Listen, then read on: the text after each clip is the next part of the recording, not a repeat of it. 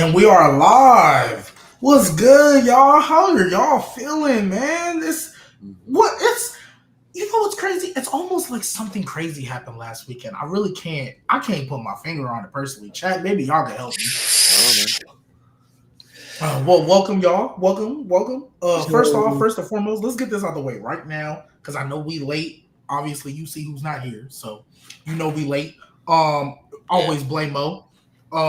Subscribe to the No Name Wrestling Pod, man. Please. There's gonna be a lot of content coming out, so subscribe to the No Name Wrestling Pod. If you're not doing that right now, I don't know what you're doing. Follow the Spotify if you want to listen to it on audio, just in case you can't catch us live Sundays. Instagram, TikTok, we're all there. You know what it is, man. You know what it is, man. And sorry for the wait, y'all. Like literally, like what you want us to do? You know what I mean? Like what you want us to do? So yeah, we try to get some other people on here, but you know it is what it is. So good. So I guess we'll wait for. We'll give Nate some time to join, so he can enter the conversation of what we're really going to talk about. See if so he doesn't have to fall behind on conversations and have to recatch up. So then let me ask, which one we starting with? Because the show went off the air both times pretty crazy. So which one we starting with? I think we should wait for both a little bit. Well, the first one wasn't really too shocking. I mean, it was shocking, but like nothing like. Oh, I didn't. Being there was shocking. The second one was like I did not think was going to happen at all. Like, I mean, so if we're waiting on Nate, well, hey, let's get into it because he was at the show, so he was there for both nights. You're right. His perspective might be a little bit different. So, what did you think overall about the show? Because watching at home was a little bit different, I think. So I need to see what the energy felt like.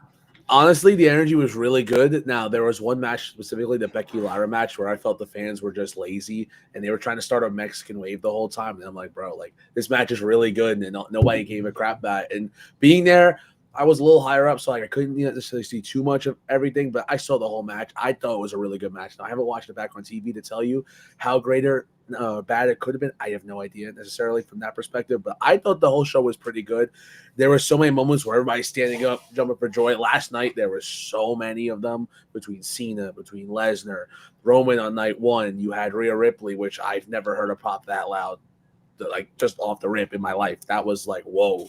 Like, all right, you got motion. You got the whole stadium wanting for you. And it was really cool to see that. I mean, obviously, we're going to talk about that return last night, but that, for me, that was an out-of-body experience because that was literally the last thing on my mind. My mind literally took a second, and I'm like, insane, dude. Insane. So I do want to ask you a question because you were there, right? Because a lot of people were complaining about the crowd. Now, before I even ask you, for me, night one, I think everybody kind of knew this was the filler show. We're waiting for night two, even though night one was pretty good. I don't care what match they would have put on. If it wasn't Cena Cody, every match that would have went on after that TLC would have suffered. That was horrible timing. Like, I think that was a really bad spot. Like, the TLC in my opinion, should have opened. I didn't really feel so special about that match, to be honest with you. But it was so crazy. And they had just, like, when they opened with the triple threat, I was like, okay, nice opening. Then they went TLC, like, immediately. I was like, what?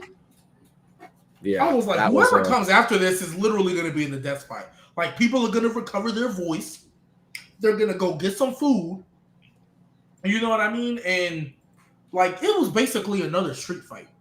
Like, it wasn't really a no DQ. It was another street fight. So, that I wanted to know, like, how I know you said they were lazy for that, but overall, both nights, like, being there, did it feel like the crowd was actually into it? I thought the crowd was really into it. You know, it felt loud. It didn't feel, too crazy. Like, honestly, I felt like everyone was involved in most of the matches. Like, the Karrion match, I thought Karrion was getting a lot of reception, and it just felt like, why is, the match was booked very lazily, and the way it ended, it was just like, everybody, he didn't even get, like, the entrance for Sammy was cool, but when he won, it was just like, eh.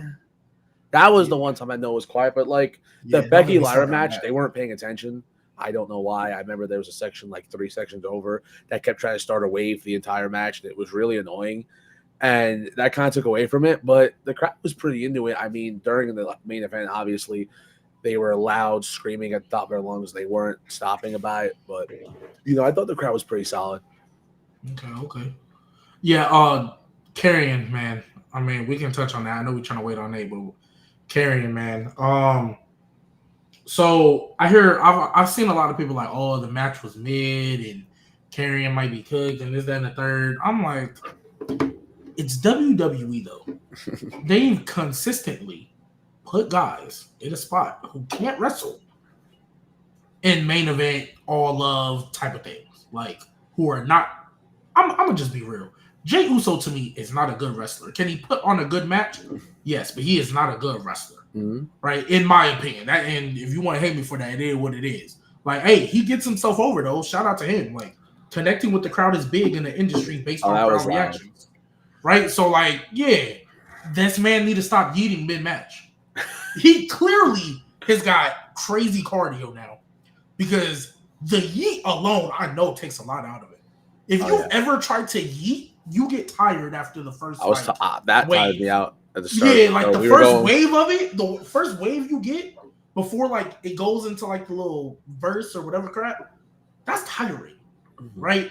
And then you doing it mid-match, and we in a SummerSlam entrance, so you going all over the place, walking down hella flights of stairs. Like, I know that boy is gassed in the ring. I know he's ever since he started doing the I swear he's gassed every time he wrestles. Yeah, I mean, in the past 2 years, he's been doing the solo stuff, and I feel like he's done more and more in the past year. Like, you've seen him face Gunther, you've seen him face these big-time players in big-time matches, and obviously they're going longer without the tag team. That has a big play into it, but I definitely – listen, I will say being there, that one more time thing is a lot more fun in person than it is. Oh, yeah, but it's like, bruh, you're tiring yourself out, and we're trying to put you on main event spots. For Karrion Kross, well, I never expected him to beat Sami Zayn to begin with. But for Karrion Kross, he really is in the position because people have been asking, at least do something more with him, do something different. His character's interesting, but there's different levels of being over, though. Like, Jey Uso reached a popularity peak that nobody could have ever imagined. And he would do like that consistently for some years. I don't think they ever wanted Jey to be in that spot because there was times before he even got to Royal Rumble when we were like, bro, you got to at least give him an opportunity to do something. He had the IC title, had it for a month, had to give it up because the bloodline story. It's like, bro, like, at least give bro a chance, an opportunity. We never thought it was going to happen for him, and then it just happened. So, and he deserved a little something of that. You know what I'm saying? Like, he could say, okay, I accomplished this, accomplished that, but I don't think they ever wanted him to really be in that position because it took them some years for them to finally say, all right, he's like one of our top 3 most over guys in the company right now. And people obviously who like him don't care how bad he can wrestle or how good he can wrestle. They just like Jey Uso. He could go out there and put on the worst match of the year and he would still get cheered the next week, like, ridiculously. So I think for Karrion Kross, I don't think they really see him as somebody that they want to market or put in that place. Because Sami Zayn, I think they're really wanting to build him up for a world championship push because they kind of been telling that within his story. So that's why I never thought Karrion Kross was going to win because he was barely on TV even before the Sami feud. So for now, from what I've been hearing, his contract is over at the end of August and he hasn't been offered a new deal. So they might be letting him walk. Who? Karrion Kross. Oh, I heard they let him. I heard they re-signed him. I've heard that it's under the table and he's keeping quiet about it. I think they re-signed him. They could have re-signed him. I don't know for sure, but I mean, I don't know if they're going to let him walk or they re-sign him. I don't know what the deal is with that. I don't know for sure. But even if he stays, I mean, I feel like this is his ceiling, really. I feel like he's the guy that's going to lose, put others over. But I think why he'll continue to lose majority of the time is because he's shown that he can lose and still make himself interesting. And I think that's what WWE is looking at with Karrion Kross, on a bigger scale. Like, this guy can lose and he can still make himself interesting. Oh, we can use him for spots, that we want to put him in and keep him in and stuff like that. So I don't know why. I don't know why people thought he was going to win. Though. I don't know if you thought he was going to win, but I didn't think he was going to win, but I was hopeful. I was like, well, maybe because the SummerSlam match was just announced like randomly because they fought on Raw. Yeah, I didn't even know about that. I was like, oh, okay, I guess they're going to fight at SummerSlam too. Sure. But I was hopeful he would win. Nice PLE spot, you know what I'm saying? Like, but you know what I think is gonna happen? Let's just say he doesn't resign, right? Let's just say he doesn't resign. This is exactly what's gonna happen. I already got the script. He's gonna go to TNA and then just wrestle on NXT. That's literally what he's gonna do. He's gonna go to TNA and then just wrestle on NXT. I mean, they kind of need the depth down there, so I mean, I guess you can put it. But like, they're gonna let him go, not re-sign him because they don't want to say, "Oh, we're gonna demote you to NXT." So Alex, he's just gonna go to another company and then. Oh, so you mean like he's not gonna stay with WWE? He's he's gonna go to TNA, but then they're gonna do the partnership thing where he just wrestles somebody on NXT. Okay, I got you. Yeah, that's literally what he's gonna do. That's why they have the partnership, so that they never truly lose anybody. Mm-hmm. Yeah, I mean, they honestly, he was always better in NXT anyway, so it's like whatever they want to put him down. His presentation was better, I'll say. Hey, real quick, chat before Nate and we really get into our bag for why we here. Mo talking all this shit in the chat like he's not stranded at the airport right now that can't set up his podcast. Yeah, that's crazy. So like he talking all this shit right now. I just want y'all. Why you talking? That's where Mo is right now. Mo is at an airport, and his quote, in case anybody's wondering, and I quote from Mo: "This airport got nowhere I can set my stuff up at." All you need is a chair. What type of airport is he at, bro? He in Jersey or New York, whichever airport he He's either at Newark or LaGuardia. Probably one of those two. Or Jay. Yeah, I don't know where that is. So wherever that is. So hey, join that new link I just sent you. I'm gonna see if your camera's still acting up. So you got it, Bell. We'll see. All you need is this, Mo. I don't know why you talking all that mess. Well, I'm saying he's in that. Well, I mean, I've never been to Jersey Airport, so I'm sure that's a packed airport. But it's like but like at least like in the airports I've been at, you can go find a spot, bro. Like the airport I used to work at, they had like little booths you can go into and like set up your stuff. Like because like people do work at. Or you could just work at their. Yeah. Or you could literally just go to one of those cafes. Literally, so I don't like a Starbucks or something. Yeah, like like there's literally spots because people do their work and stuff all the time. Or one of them big plazas where you can see like the. Now I will say, like I said, I've never been to Jersey, so I don't know how big that airport is. So you definitely don't want to go somewhere too far and then like have to run back to your gate. But like, he definitely can set something up somewhere. I mean, like. Yeah. Why did you even book a flight this late, bro? Like you could have been. That's what I'm saying. Me personally, I don't know if he's just lazy and don't like waking up. My nigga, my flight in the morning. I'm going in the morning. I ain't going in the middle of the day. But hey, teach that on. All right, so like I said, Aiden was at the show. So overall, his experience. I hope you had a good experience at the show. Yeah, I definitely had a good experience for SummerSlam. So we'll dive into let's get to it stuff. Everybody will get a chance to speak at once. So I'll let Aiden go first because you were there. So obviously, you could talk about in the moment the reaction, and then maybe the afterwards how you felt, and then we could dive into like everything about it. So I'll let everybody speak without interruption. So genuinely, I don't think anybody saw that coming. So Brock, right? Yeah. So what was the feeling like when that happened, and then afterwards? About like the whole lawsuit stuff. How did you feel about afterwards? Like, can he even be there? Like, what does this even mean? Like, all right. So when the moment it felt super out of body because like I'm expecting The Rock to genuinely show up or someone else. Brock Lesnar showing up was not in my mind. It wasn't something I even thought about. It wasn't something that I could even imagine. My brother's dad always gives terrible wrestling takes, and that he was like, Lesnar's coming back. I'm like, yeah, okay, pal. And of course, as soon as it happens, he's screaming at me. He's like, I was right. And I'm like, there's no way this is happening. And we see him with the cowboy. I'm like, there's no way. It literally is the most out-of-body experience I've ever had at a wrestling show in my life. And then during the moment, I'm just like, I'm at a loss of words. I don't know what to say. I recorded myself screaming. Like, there was no happy, sad, angry. It was just like, what? And then afterwards, like, I understand there's a whole bunch of stuff with the lawsuit, and I'm a little too young to, know everything in depth too much. I've read my stuff. I know that he's involved in some ways or not.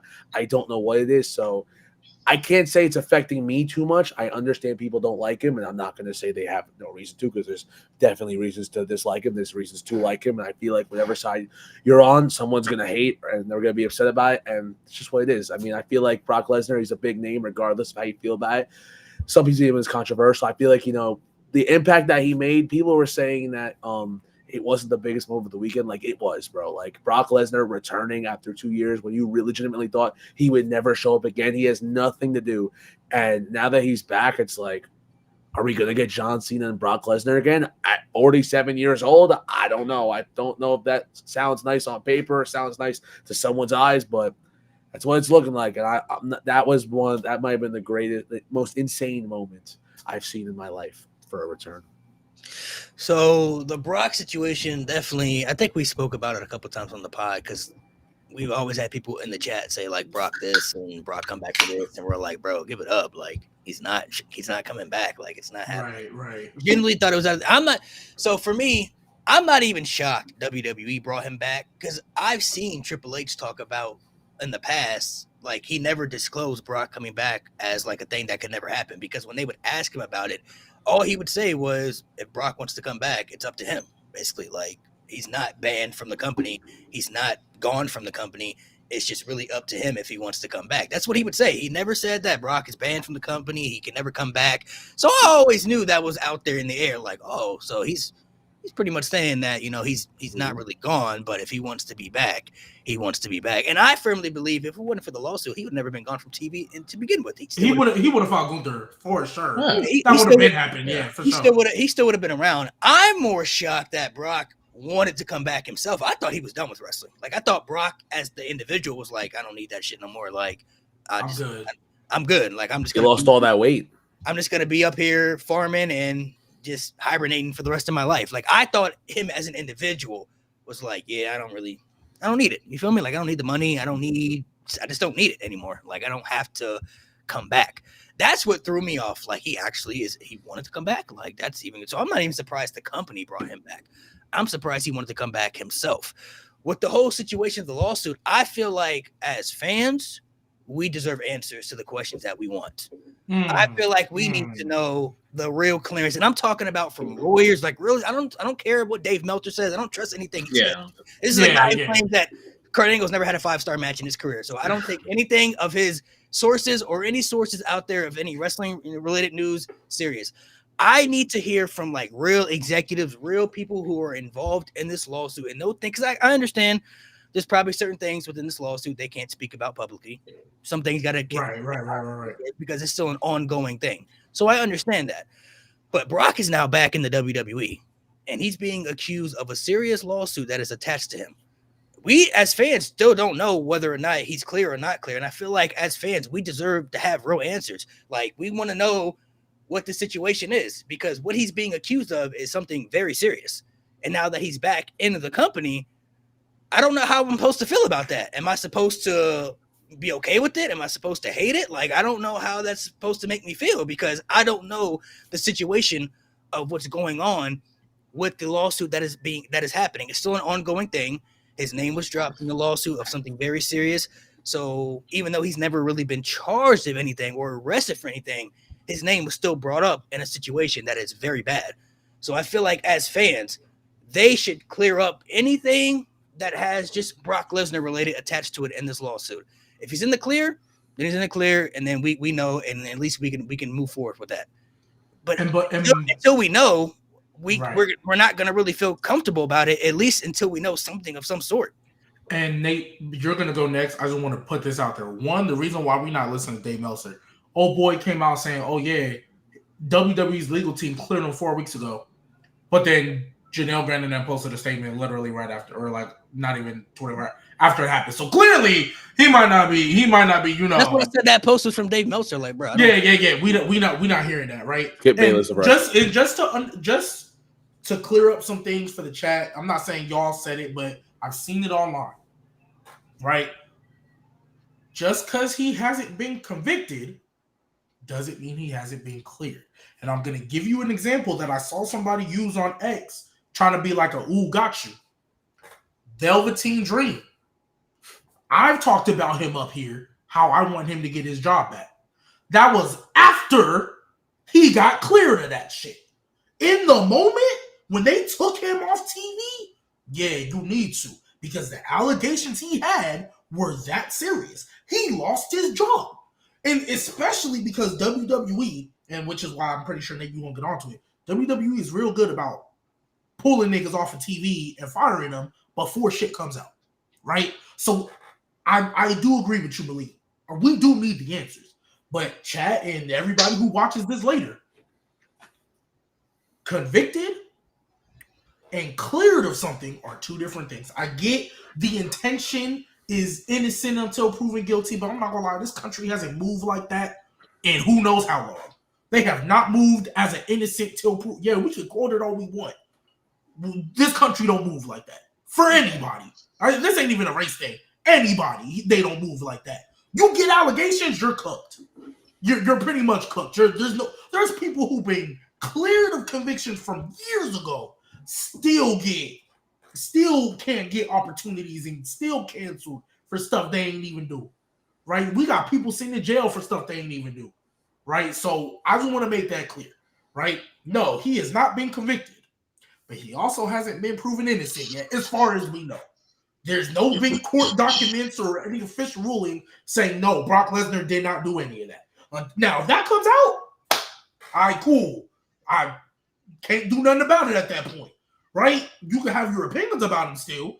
You can hate the fact that he was in it to begin with. But, hey, if he gets cleared by the court of law, can't do nothing about that at that point, right? But until then, he's not convicted, but he ain't cleared either. But go ahead, Nate. Yeah, actually, I'm glad you touched on that because I don't give a fuck if WWE cleared him. I want the justice system to clear this motherfucker. I don't give a fuck if Triple H said you can come back. Oh, Brock, you come back whenever you want to. What does the legal system say, sir? What did the court say? He's still a part of active lawsuits. What the fuck are we doing? What the fuck? And let's just take this fucking bullshit aside from the allegations, because I know a lot of you fucking idiots out there want to just, he's cleared, he's there, fuck you, first of all. The second, let's just take that to the side since you just want to ignore that for a second, right? Mm-hmm. Creatively, why the fuck do we need Brock Lesnar back in WWE? What does he bring to the product that a Cody Rhodes doesn't bring, that a Jey Uso doesn't bring, that a LA Knight doesn't bring, that a Jacob Fatu doesn't bring, that a Rhea Ripley doesn't bring, that a Bianca Belair doesn't bring? You're telling me you have the most deep roster of over people that you've had since the Attitude Era, and we're still relying on these niggas who are pushing 50. You already got niggas pushing 50 like CM Punk, but at least he's there every week. At least there's an actual reason for him to be there. At least he actually has good stories that we can sink our teeth into. What's the last good Brock Lesnar storyline we've had? This nigga gave us mid with that Cody shit. I don't give a fuck about SummerSlam. That shit is not top 25. That shit was ass. Mm-hmm. That match with Cody's fucking ass. Mm-hmm. All Brock Lesnar when he comes back, he does his fucking mid. He'll have one good match. That Bobby shit, mid. This nigga hasn't hit the Roman shit. He had one good match with Roman. SummerSlam, that was it. SummerSlam, the last man standing match. Nigga was straight mid. From what? 2017 until 2023. Straight fucking mid. And you bring him back. Why? You have people who are over. You have LA Knight. You have Penta. You have Cody. I could say, bro, you have so many names. This is not like 2019 when you had Roman Reigns shoved down our throats. Oh, shit. We don't have anybody else who's over on the roster right now, so let's bring Brock Lesnar back. Let's hit the Brock Lesnar button.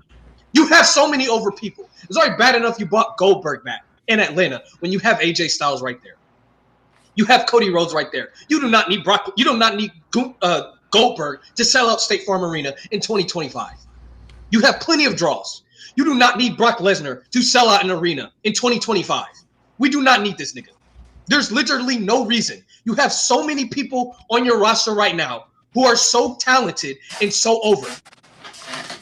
Brock Lesnar, all he's going to do is eat up time from the people who actually deserve to be on TV. And I'm not just talking about the Pete Duns and the Ludwig Kaisers and the Dragon Lees and all that sort. I'm talking about the actual talented motherfuckers who are actually over on your roster that you haven't had since the fucking Attitude Era. You have so much great talent on this roster, and we're running Brock Lesnar and John Cena in 2025. And Triple H, you want to say that was John Cena's idea? Fucking bullshit. You're the one who said he could come back whenever he wants and that you're open to it, motherfucker. You called him.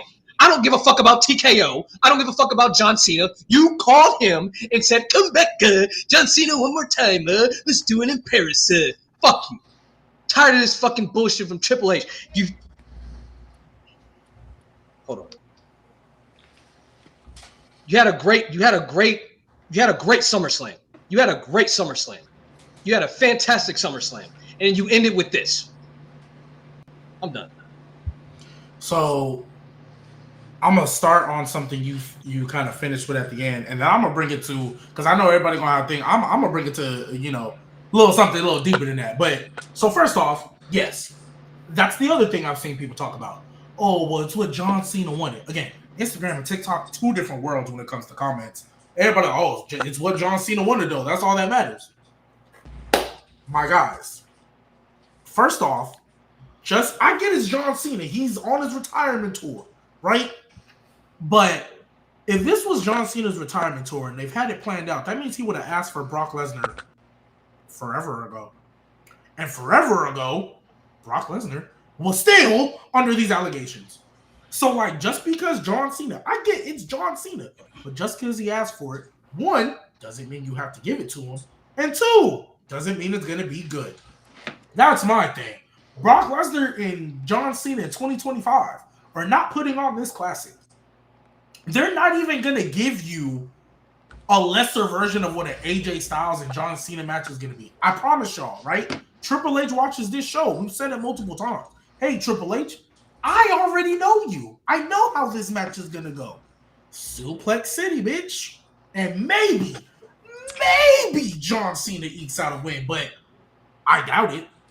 Because when's the last time Brock Lesnar had a win? I guarantee you Brock Lesnar's winning that match. I guarantee you. You know what story I think they're going to go with John Cena right now? I want to end the year on a win after, I don't know, you were just a fucking undisputed heavyweight champion. Oh, man, I can't get a win now. I went back to babyface and I can't get a win now. That's exactly the story they're going to tell, which is going to piss me off. But nevertheless, second thing I want to get into. Fine. Let's say this was your plan the entire time. You knew when you ended SummerSlam Night 2, Brock Lesnar was coming back. Why in the holy fuck was John Cena's babyface turn a one-segment show on a SmackDown? That should have been built for months. If you knew SummerSlam was the time, John Cena was going to turn back to babyface. You started telling the story after he won the title of, maybe I'm regretting my decisions. Maybe I'm regretting my actions. You started telling that story. And then you just completely went away from it. John Cena had shown on TV, not after the camera's off and seen the crowds, because I've been at a live SmackDown, not after the camera start rolling and he's just doing it for the live crowd or whatever the case. On kayfabe television, he has not been telling the story of him regretting his actions pretty much since the Cody match. Since the first Cody, he has not been telling that story. When he fought Ron Killings, he wasn't telling that story. When he was teaming with Logan Paul, he wasn't telling that story. Leading up when he was feuding with CM Punk, he wasn't telling that story. Even the SmackDown that I went to before he on July 18th, when they was trying to set up the street fight or whatever, and Cody did that weak ass frog splash. Even that show, John Cena had shown no inclination that I'm about to go back to being babyface. So if this was your plan the entire time, the John Cena going back to babyface should have been 1,000 times better than just the one SmackDown. The promo was great. I don't care though, because when he said it, I'm thinking that was out of nowhere. This must be elite bait. He's gonna get to this street fight and he's gonna kick Cody in the balls, and that's how he's gonna win the match. Elite bait. If this was your plan all along, the heel turn, even though it was already bad because The Rock didn't show up and Fiend took a 6-minute entrance walk, at least I was like, you know what? The Rock messed it up. I can excuse the heel turn being looked at the way it is because The Rock, all he had to do was show up. Like, do the payoff. You set it up, be there for the payoff. This heel turn was a waste of time. We literally wasted 8 months of John Cena. 6. Because January to February was okay. So we literally wasted John Cena for 5 months, 4 months, whatever it was. We literally wasted him. Because if this is what you were going to do the entire time, right? This was your plan the entire time. Why would John Cena just turn face on one SmackDown? Yeah, I think they realized that was horribly built. They started to plant seeds of his babyface turn. You could start to see like certain reactions he would do about certain things after matches. But my biggest fear came true with this heel turn. I said it before he turned heel. I feel like it's too little too late to do it. I don't think people want to dislike John Cena anymore. And it was very clear throughout the entire run. of his heel run. No matter what type of heel promo he would have cut or what type of thing he would have did heelish to anybody, people just genuinely don't want to hate John Cena anymore. This isn't 2010. This is 2025 we're in, and John Cena's out of his peak. He's headed into a retirement. People, I think, want to appreciate him, not want to be against him fully. So I just felt it was too little too late. They took the risk of it. I mean, the heel moment was shocking, no doubt. And, he might have got booed for a little bit up to the bill with Cody during them international crowds, but once he came back to the States, it was a reverse. They booed Cody going into WrestleMania. They booed him at SummerSlam. Cody Rhodes got cheered against everybody up until he fought John Cena. Didn't get booed against anybody up until he fought against John Cena. So that told you right there, they don't want to hate John Cena anymore. No matter who he faces, he's going to get cheered. I feel like it was just too little too late. I think he did some okay stuff during his heel run, but it's just like you didn't really need to do it. You could have just kept him the way he was, and it would have been completely fine. The match with Randy Orton could have stayed the same the way he was with him babyface. The match with Cody, everything they did, it would have just been completely fine without him turning heel. So they took a risk on it. I don't think it paid off well in the end because they had to switch him back babyface mid-run of his heel run. I don't think that was planned that way. I think they just realized John's not really getting hated, and nobody wants to hate him. They genuinely like him. He got a massive fucking pop when he came out with the babyface entrance and everything, and like people just don't want to hate him anymore. It's a weird concept for me because I'm a huge Cena fan. I grew up during the peak, so I'm always used to the let's go Cena sucks chants and the mixed reactions, but now that Cena's past his peak, he's got more respect than ever. People just don't want to hate somebody like that. They want to appreciate his greatness now on his way out. So I just feel like with the whole Brock situation, I just feel like we need real answers. And we, like Nate said, we don't really need him back, but if he's going to be back, I need clarification on these allegations. That's all. And it's the fact that they stopped the post-show press conferences because they knew people. People was going to be grilling them for those answers. Yeah, so they made sure they stopped.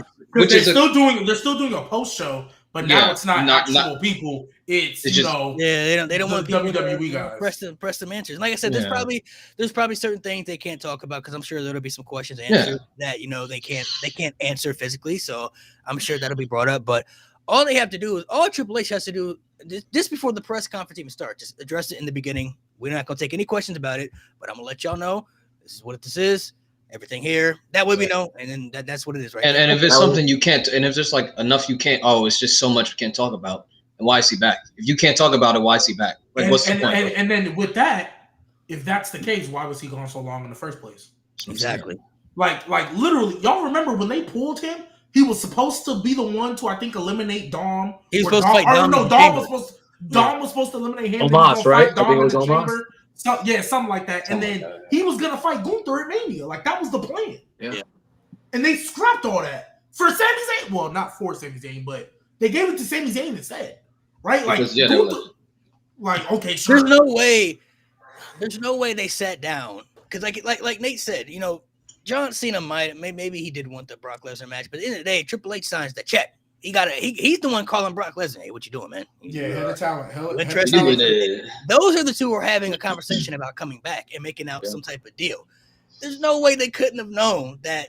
Yes, there are some marks out there who are gonna like Brock Lesnar coming back, but there's gonna be an other side of people who want answers to questions that we need answers to. You gotta know that's gonna happen, and they took the risk of like, well, that's gonna happen. Are we gonna do it? Let's do it. All right, let's do it then. Because I firmly believe, thinking about it now, they probably were always going to bring him back. We just thought that he wasn't going to come back because of what he was in. But I think they probably said, let's just give it time, let it bypass, and then we'll kind of sweep it under the rug. I think that's what they're generally going to do. Yeah, but Hogan 2018.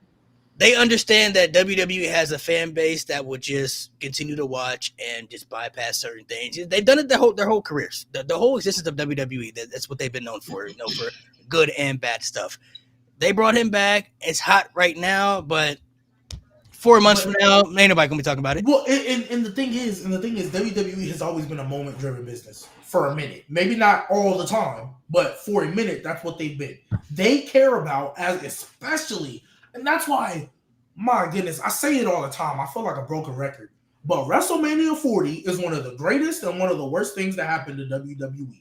That is their No Way Home, because in No Way Home, yes, great. We got all these cameos. Awesome. Childhood restored.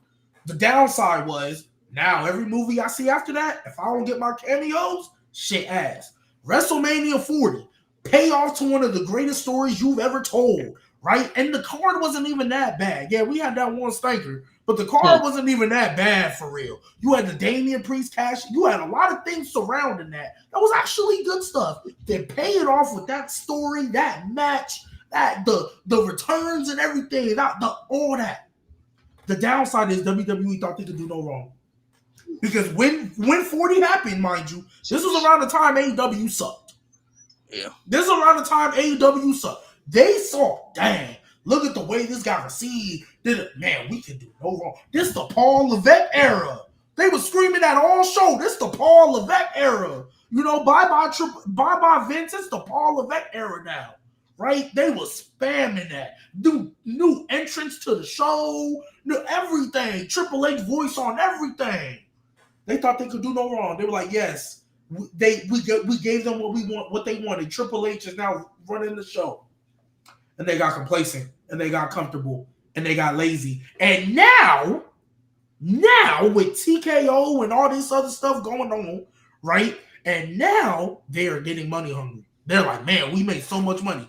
How can we make more? Man, we had this viral moment. How can we top it? Man, hey, Seth Rollins did cashed in on CM Punk. Great moment. What we gonna do night 2? I know. Let's go ahead and get that big country motherfucker in Minneapolis. And I've even been seeing people on X talk about, oh, I get it now.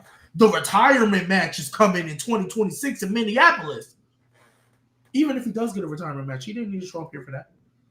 He could have shown up in April in 2026 for his retirement match. He didn't have to show up all the way back here. And I get it. Cena won it. Like, everything would be different.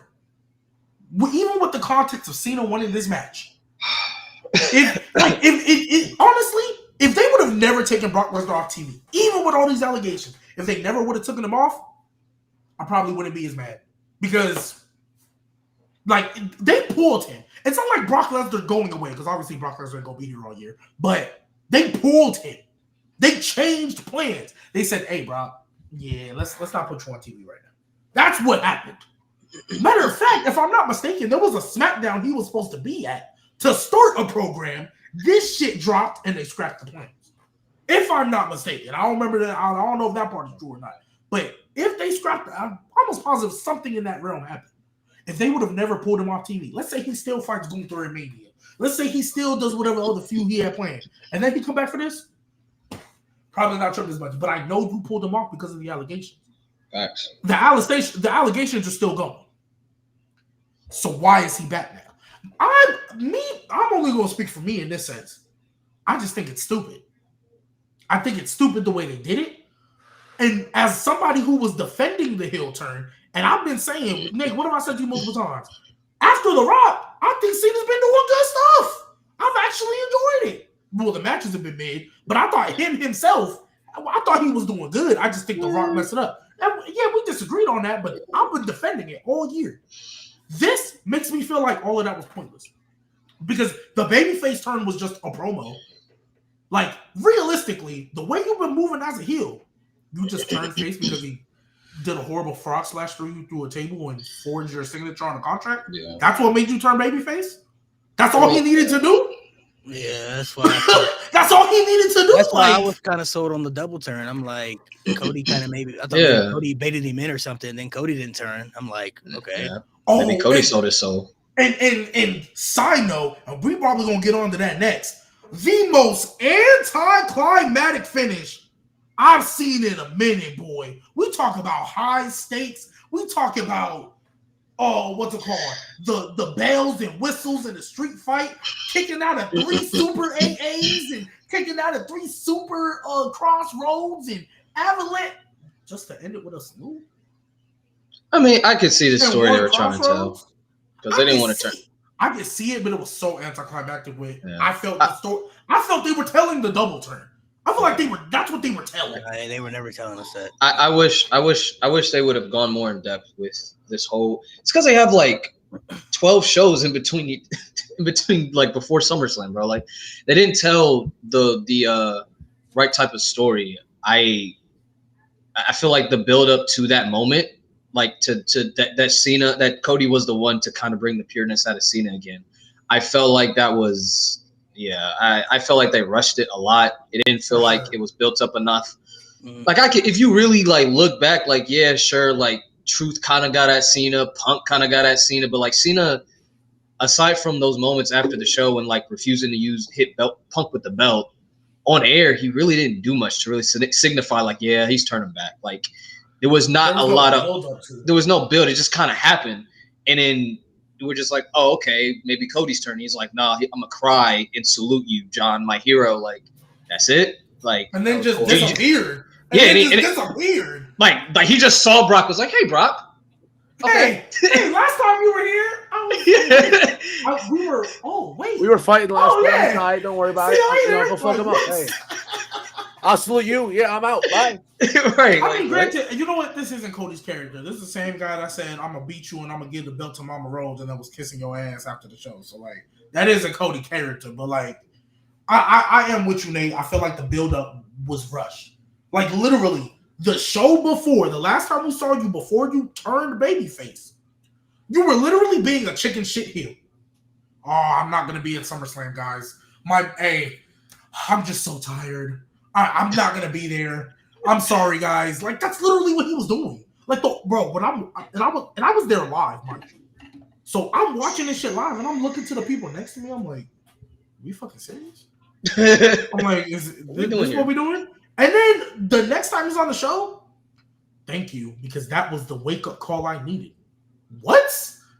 I thought it was bull. Right? When he said it, I'm like, there's no way that made you turn babyface. There's gotta be some bait. Yeah, I figured like there's gotta be bait. It was very like, I don't know. The babyface turn was very, very strange in the moment. I thought it was a big swerve, but it wasn't a swerve. But I mean, I guess people get what they want in the end because Cody stays babyface. He didn't really need to turn heel. And then Cena turned babyface, which people had wanted. My only issue with the match was good. Bro, just the overuse of finishers was crazy. This nigga kicked out of 8 attitude adjustments, bro. 8 in one match, bro. 8 is crazy. I'm not gonna lie. It took 6 to beat John Cena, who's been past his prime. Mind you, he lost to Austin Theory WrestleMania with like 1 finisher. He kicked out of 6 Cody finishers in 3 in a row. This man Cody Rhodes took 8 attitude adjustments. He took 1 through the announce table, 1 on top of the ramp. He took 3 in a row, and one of them was an avalanche attitude adjustment, and he still kicked out. What is the use of protecting finishers at this point? The crowd was at the palm of the hand with that. We talked about it on the pod a couple of weeks ago. Attitude adjustment might be the most kicked out of finisher in the history of WWE, bro. Everybody kicks out of that finisher, bro. 8 attitude adjustments in 1 single match. This was the battle of Superman.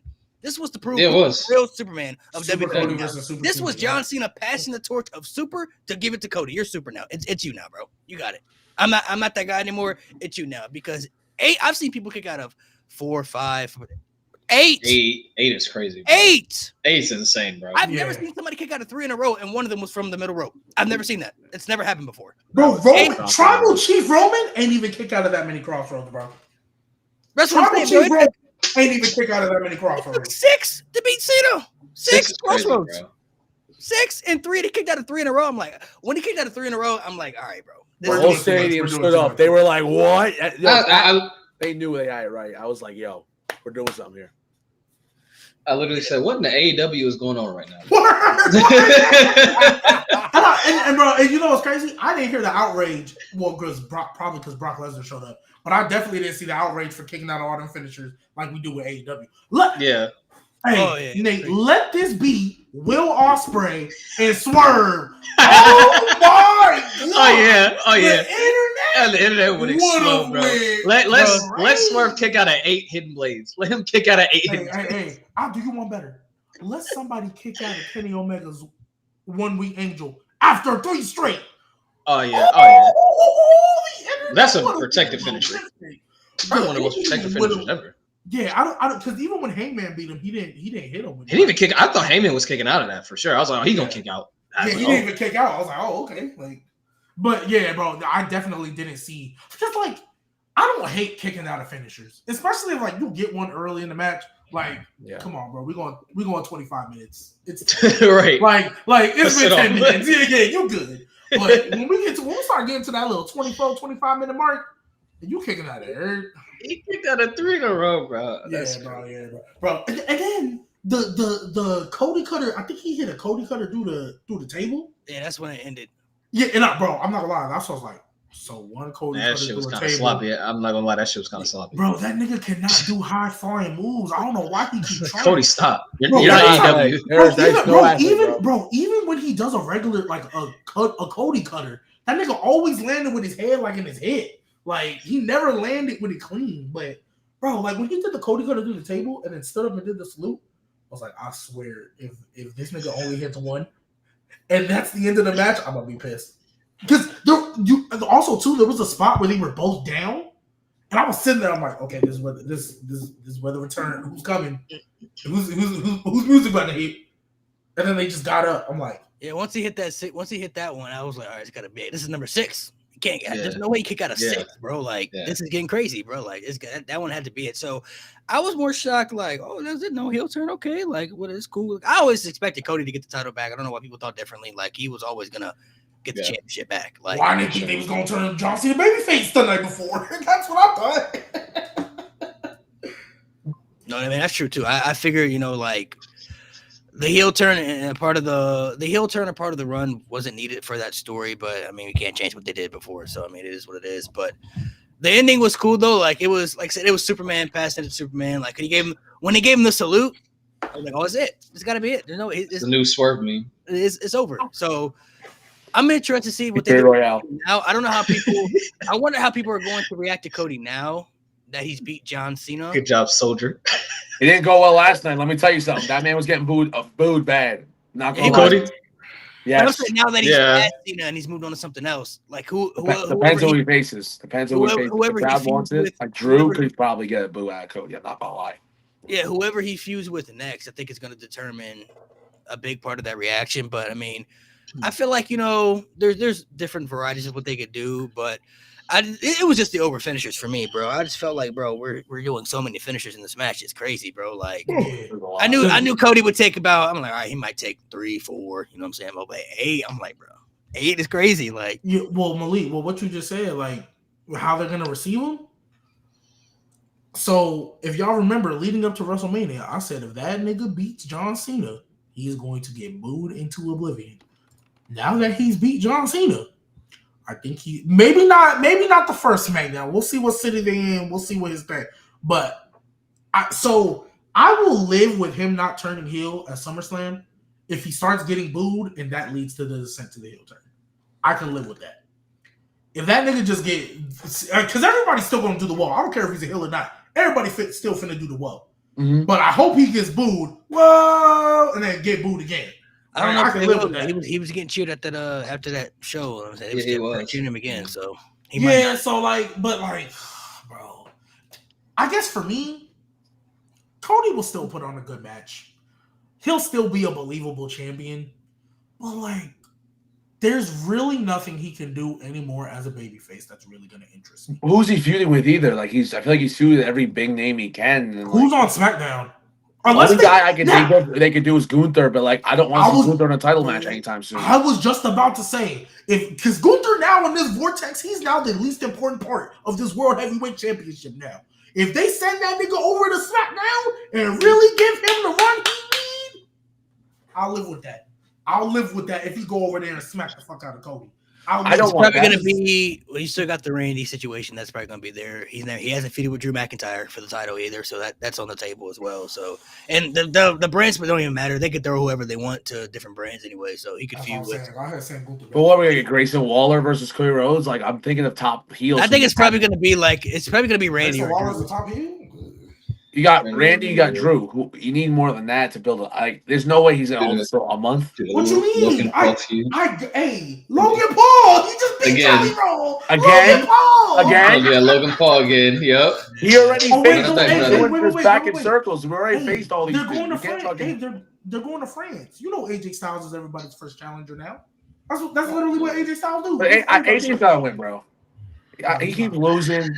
I understand he's putting talent over, but you can't keep losing when you're that big of a star, and then it means nothing. Like Randy Orton as well. He's got to get a win here and there to make it feel important. Like, yeah, I'm still Randy Orton. And he just got to RKO people. AJ Styles just got to keep doing what he do. AJ Styles can't get booted to oblivion, and ain't nobody gonna say I mean, everyone's gonna love him, but like at some point, you still need to build up that credibility. Like he lost to Logan, he lost to Dom. I didn't think he was gonna beat Dom, but like his next feud, he's got to win, or else it's just like he's an old timer, AJ Styles. And you know what the problem? You know what the problem is? They got a couple stars over there on SmackDown that they refuse to use, and then the couple of ones they did have. You know what they did with them? Put them in the tag team. They could have had a nice little mid card to start elevating people, but you know what they did? The fact, and I don't know if you've really sat here and really thought about this. Y'all know Melo was getting more TV time when he was with Miz than he is now, right? He's not with Miz no more? No, he's not with Miz. Miz went to a TV show, Miz so they went to haven't go used film a it in TV minute. show, and Carmelo has, I think he had one match with Damian Priest during the Aleister Black feud, and he's been nowhere to be seen. I don't even think he was on the last two shows, Nate. Yeah. Like I said again, I don't even think he was on the last two shows, Nate. No, But you know who was when he came back? No, he was Miz. on his The Miz, last because he fought Jacob Fatu. I thought Melo was on very. Yeah, last time he was on SmackDown, he had a match against Aleister Black. That was like that was the one I went to. It's been 2 weeks since then. Yeah, that was 2 weeks ago. And he was only there because he was like, "Hey, I told you not to get in between Aleister Black and R-Truth, Damian Priest." What the hell is going on with R-Truth? Or Ron Killings? Nowhere to be found. Oh my God! I'm so glad you brought that up. They brought him back because the fans outraged. That's Bro, he needed to be there, but not at a big role. Just let him be in the company. I don't think you were on this show, Nate. You want to know how Ron Killings beat Aleister Black? A roll up? No, I was there. Oh, it's like 2 minutes. Okay, It was like 2 minutes, right? Because they cut that, right? Ron Killings brought in the chair. Aleister Black stopped it. The ref took it out. Roll up. 1, 2, 3. Nowhere to be found. Nowhere to be found. Yeah. See, bro, if this Ron Killings character can easily be a mid card guy, easily be a mid card. I get Andrade and Rey Fenix. They're excited. I'm not gonna lie. When I was at SmackDown, they got the biggest cheer tonight. Everybody wanted Rey Fenix to get in the match. So shout out that. You had Andrade. You had Rey Fenix. You got Carmelo. You got Aleister Black. You got Ron Killings. Damian Priest can be an upper mid card or lower main eventer. Drew McIntyre can be an upper mid card or lower main eventer. Logan Paul, he's there. But like that's 8 guys right there I can name that can easily have a division. Easily have a division. Yeah. You know what's even crazier? The Raw tag division is deeper than they want to portray it as, but they only show like 3 teams. There's like 8 teams total. Yeah. Who are the teams? Ron and Braun, Creeds, LWO, Judgment Day, New Day, War Raiders, and there's somebody else I'm forgetting. That's 7. Alpha Academy. Alpha Academy. There's 7 or 8 teams. But they only really use when they use Judgment Day. They be using LWO here and there, and that's pretty much kind of. They barely started using LWO. Yeah. And then you probably got God. the El Grandes.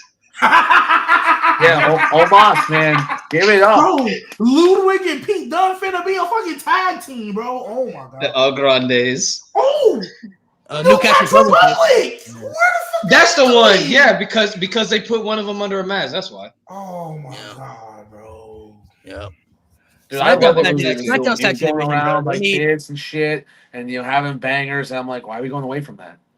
Well, SmackDown's tag division is they about to get cooked. The Street Profits about to break up. Did y'all see that backstage segment? They might not break up like in the fight, but they're definitely going their separate ways. Did y'all see that backstage segment? Like, bro, Montez Ford didn't even say nothing. Like, she asked Dawkins a question. Dawkins like, basically, I hate losing, this or that. She tried to get Montez Ford. Nigga just looked at him and walked away. Like, if they start teasing that, now granted, I don't know. Triple H can't tease a breakup of tag team to save his life. I mean, that's good. That could be a good thing. The That's gonna be happen 2 years, bro. And it only happened because of injury, mind you. The profits putting up could be a good thing. They're gonna have that. Man, they're gonna tease that for 2 years. They've done everything they could do as a team, so I didn't see that. You just draft them separately, let them do their own shit, and then draft like it matters. It doesn't, but it can. Yeah, I mean, they made it. All they got to do is just have them just go their separate ways and just make it. They don't even got to break up like physically. Just be like, bro, we did what we did as a team. It's time to see what we can do individually. Like, just out of mutual respect. They don't have to just, I'm turning on you. Not every team has to do that. I hate when every team existence has to turn. They can just be like, listen, bro, we've been tag champs. We did everything we need to do. Let's see what we can do by ourselves, bro. I want to see what I can do on my own. Like, so let's switch gears to the other ending, bro. To night one's ending. So. I don't know how many of y'all talked about the Seth injury. I firmly never really bought into it 100%. Just strictly looking at past WWE history with injuries, they always tell you when somebody's injured what type of diagnosis that injury is and how long that person's going to be. No, they don't. Not always. They've kept a lot of injuries under wraps. Like, look at the list of names that are injured. We do not know exactly what it is and how long. Like, we don't know what's happening with Tama Tonga. We don't know what's going on. Tama Tonga got a torn pec. They told us that. No, it's Tonga Loa. No, Tonga Tama, the same thing. I think he tore something like in his shoulder. Pec. Oh, well, they keep a lot of injuries under wraps. So Liv Morgan, they told us about that. Kevin Owens. Well, that happened on TV, so you kind of had to. Yeah, but I'm not gonna lie. To this day, I mean, in fairness to Nate, to this day, I still don't know why Kiana James was out. I still don't know what was wrong with her. She tore ACL. No. Yeah, they don't tell you straight up though. Not on TV. Like they won't be like you gotta look for that shit, bro. They may not tell you about every talent on TV. Like if you don't know about Kiana James tore ACL. Like she was that's why she was out for so long. And then I think she had like other surgeries, being done in that time. But they don't like explicitly tell you, bro. Like you gotta like the big names. Like Kevin Owens getting injured, they told us that. He's neck surgery, he's gonna be out for a period of time. He's not gonna be on WrestleMania. They took him out of the WrestleMania match. He has to have neck surgery. Seth Rollins is one of their biggest stars. So of course they would tell you, hey, he's injured. When he tore his knee up the first time, he got torn ACL, he's gonna be out for a while, had to give the championship, like he's gonna be out for an extended period of time. All they were telling us was he just is going to be out for an extended period of time, but they never really told us what type of injury he had. I already got testing. I don't know if that was legit or not, or if they're just saying that he went there. No, he already came out to an interview, said it was all work. It was all. Yeah, but my thing was the reason why I kind of believed it, and I'm not gonna lie about into it. Obviously, the videos with Becky Lynch and all that, like I saw him walking around with Doc. He was doing interviews with the thing, but they did say he went to go get it checked out. And they were going to schedule another MRI. Like he went to Birmingham, Alabama. Yeah, that was. They said, it was too swollen.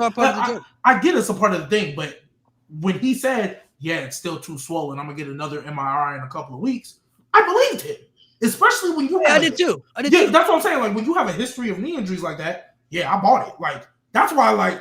That's when I bought it. I was like, I believed him at first, but then after that, they never said anything else about it. They never. What they said was he's gonna go get an MRI in the next couple of weeks. So I was like, okay, we'll wait to hear when he gets the second MRI. Yeah. Problem is, SummerSlam happened before that second MRI. Like that's what it was to me. And then he was doing interviews with it. He was on the crutches with his daughter. Like that was devious, bro. I'm not gonna lie. Like you heard the story where he told his daughter to sell it, and then she told her preschool teacher that her dad was hurt. That's awesome. So they always like the Seth Rollins stuff when he said that his knee was swollen and he'll get like a couple of days or something like that. He'll get another MRI to evaluate. I was like, okay, because it's probably maybe that serious.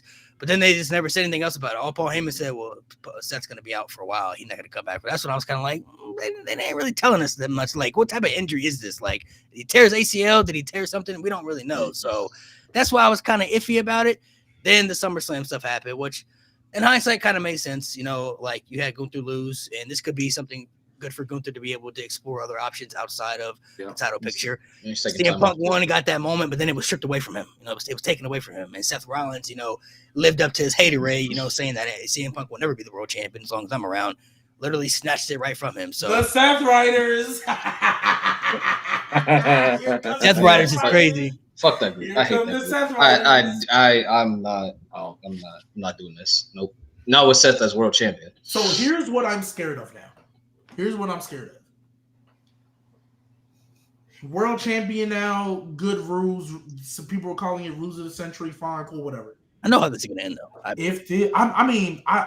have a prediction of how this is gonna end too. But if that motherfucker Braun Breaker go back to being a barking lapdog bitch, I swear on everything, bro, I'm gonna lose. Nigga, just go back taking orders. Like if they start telling the story where Seth kind of get a little too big, like too cocky and start talking crazy. I mean, okay, cool. But if this nigga Braun Breaker just show up, he was cooking, bro. I really like this work in the past couple weeks. If you saw Braun at the end of SummerSlam with Seth, he was eyeing that title. I was like, yeah, he's for sure. He want that title. I know he's a little hurt though, because at the meet and greet he was sitting down, and usually they just stand up, and he had his leg either wrapped. I think he hurt himself in that match, but I don't think. Braun? Yeah.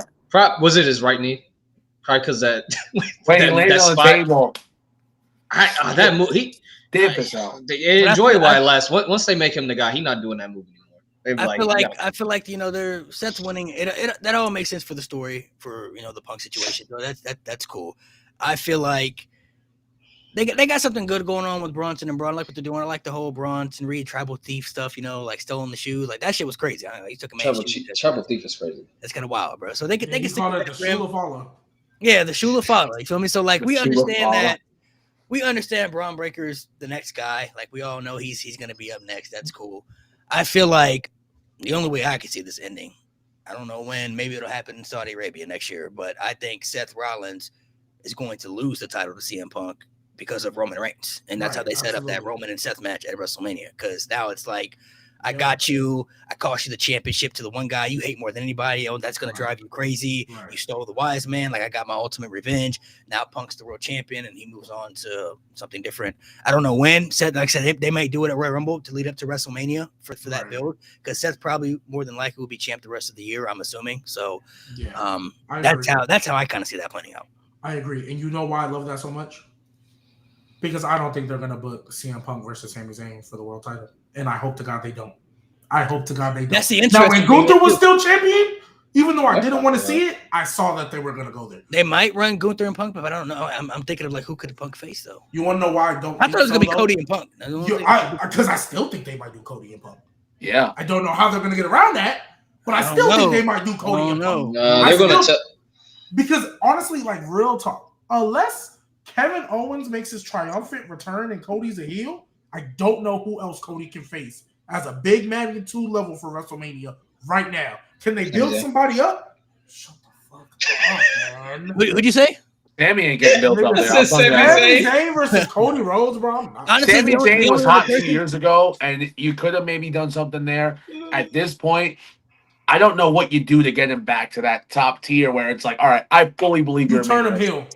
That's the only way. But like, it's not going to make me entertained. Like this whole SummerSlam bill with Cross, I was more entertained by Cross. I forgot Sami was in the feud until I saw him all Raw. And I'm like, I need Sami to get into his like, I'm a freaking great wrestler bag. I'm tired of his underdog crap. You need to look at Danielson, like his run in AEW, and like take some inspiration from that because underdog.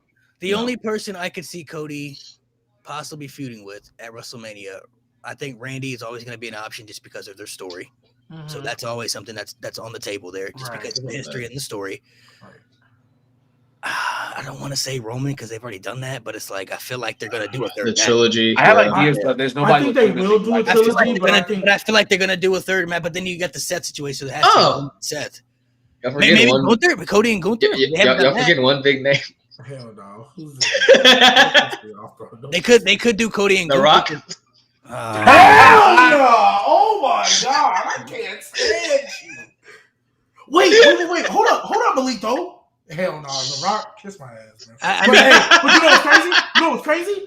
I would have put 100,000 on the Rock showing up before I ever would have put Brock showing up. I would have put 100,000 on that before that. I was waiting on the Rock. Drew McIntyre. Yeah. Drew McIntyre. I'm not gonna lie though.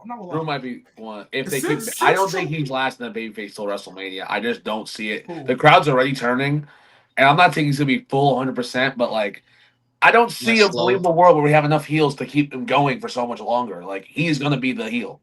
Hey, so look. Hey, so Malik, I'm not gonna lie. Now with this whole dynamic and the way we see things playing out, I think we getting Seth Roman, like you said. I think they're gonna do that one-on-one finally, and Roman gonna get his get back, right? Because it'll be for without the title. Hey man, since WWE in the spirit of giving people their last little title run, go ahead, go give Randy 15. Go ahead, go give Randy 15. Randy should get the 17, but no, I don't want to see that. But go ahead, give him 15. And Randy ain't even got to hold it long neither. Yeah, he go give Randy 15. I don't care what dynamic you do with face. I don't care who's the heel. Go ahead, go give Randy 15. Let him punk over. And if Randy's still a baby face and still getting cheered, just go ahead transition to Drew McIntyre. Yeah, Randy potentially, because Randy's in the John Cena territory where he's so respected now and people just don't want to hate him anymore. He could potentially get sympathy to make Cody a heel if they want to make it.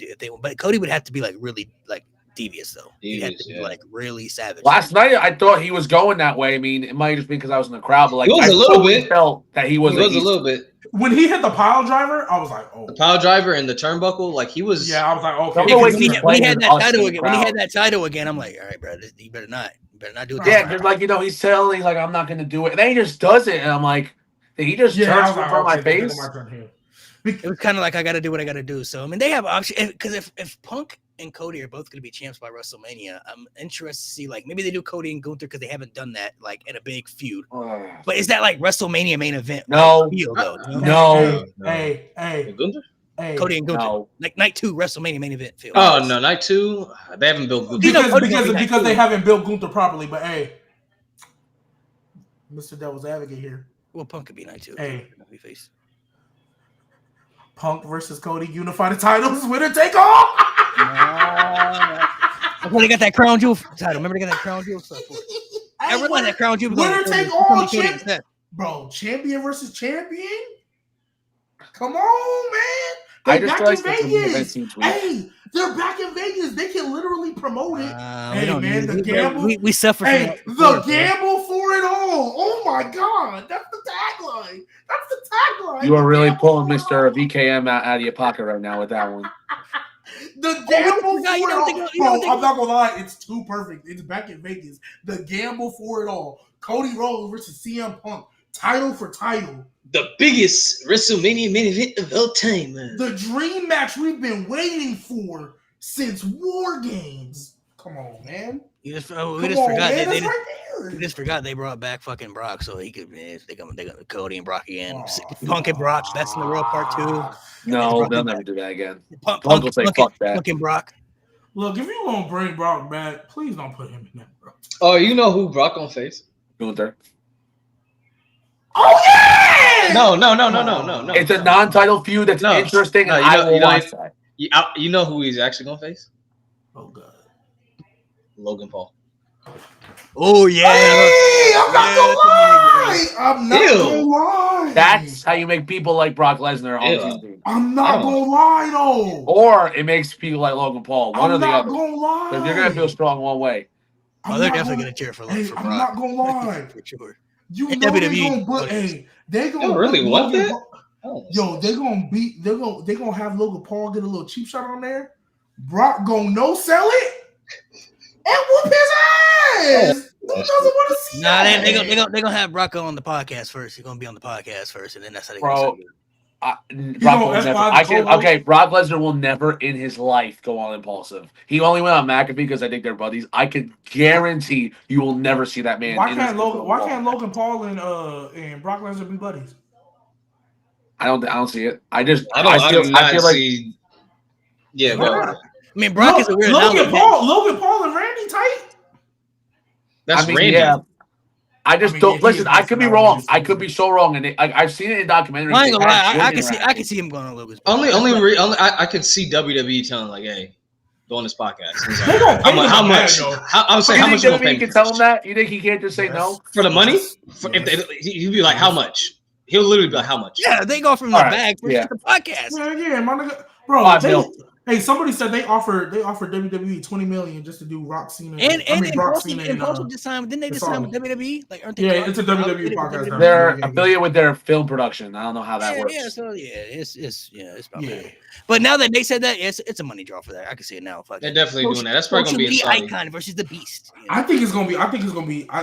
That's Saudi for sure.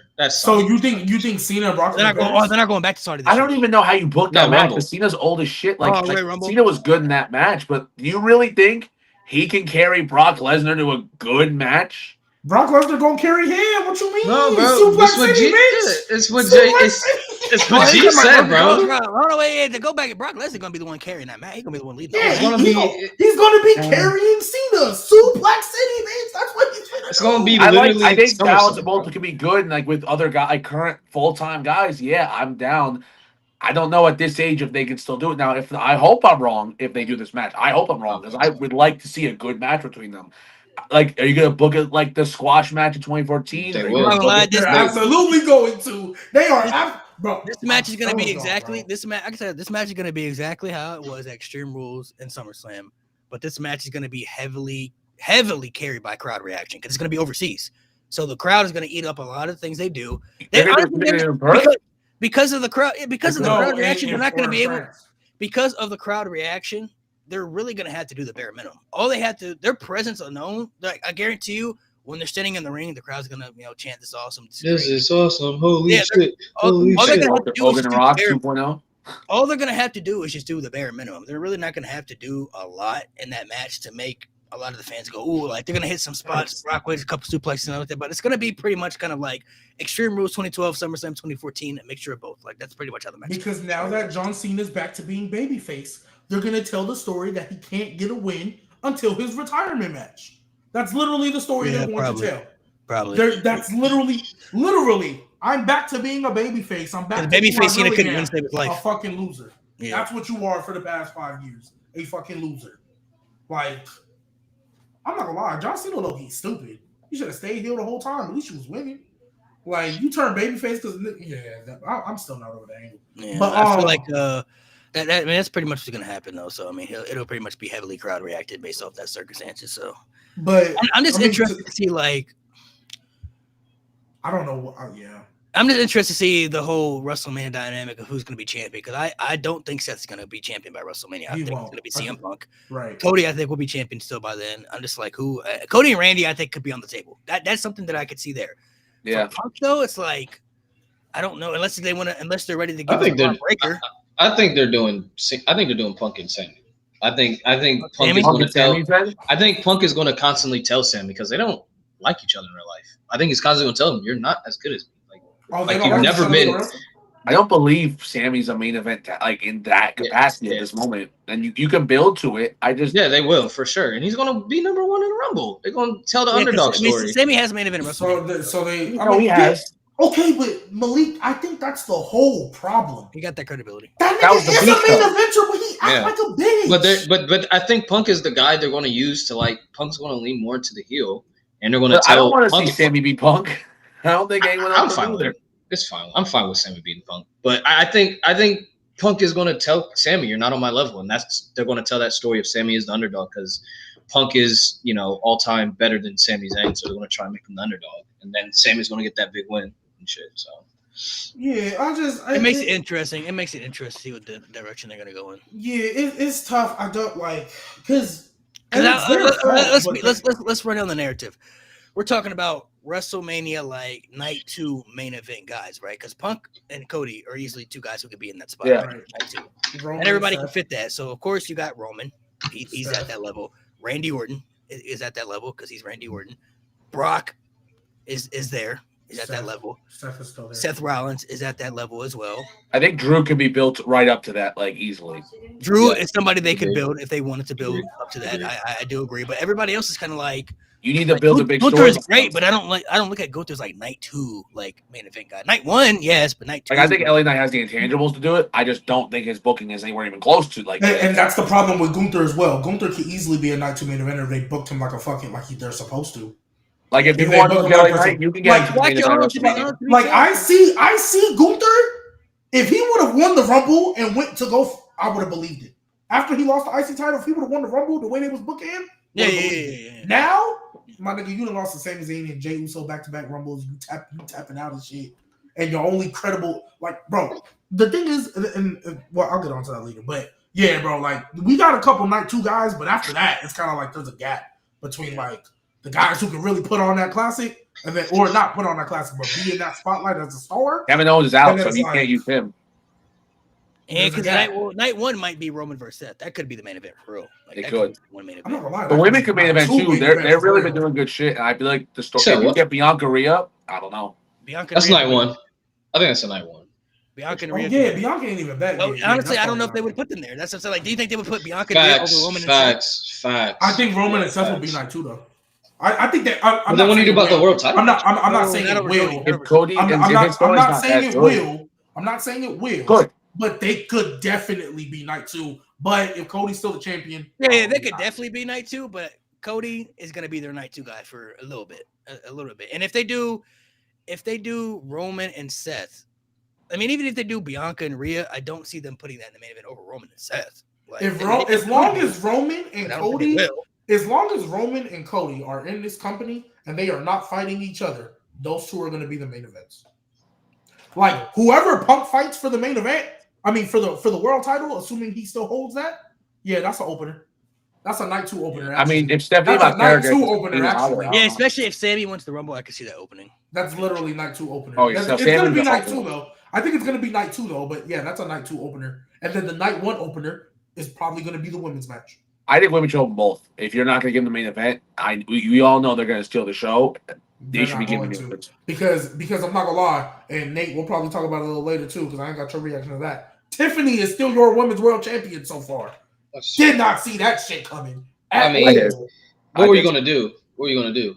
Like, there's no Miss Money in the Bank. Jade is not ready. She's not ready. She's not ready to be the champion to carry other people in a good match. Yeah, no, she's not ready for that. She still needs to be built up.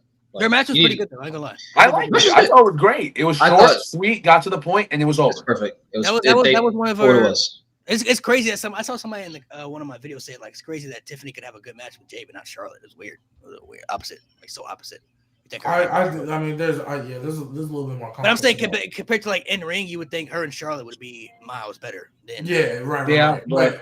But I just think I just didn't. Jay taking the right step though. That match with Tiffany to me was a good step to make me slight transition then. Who's taking that title from Tiffany?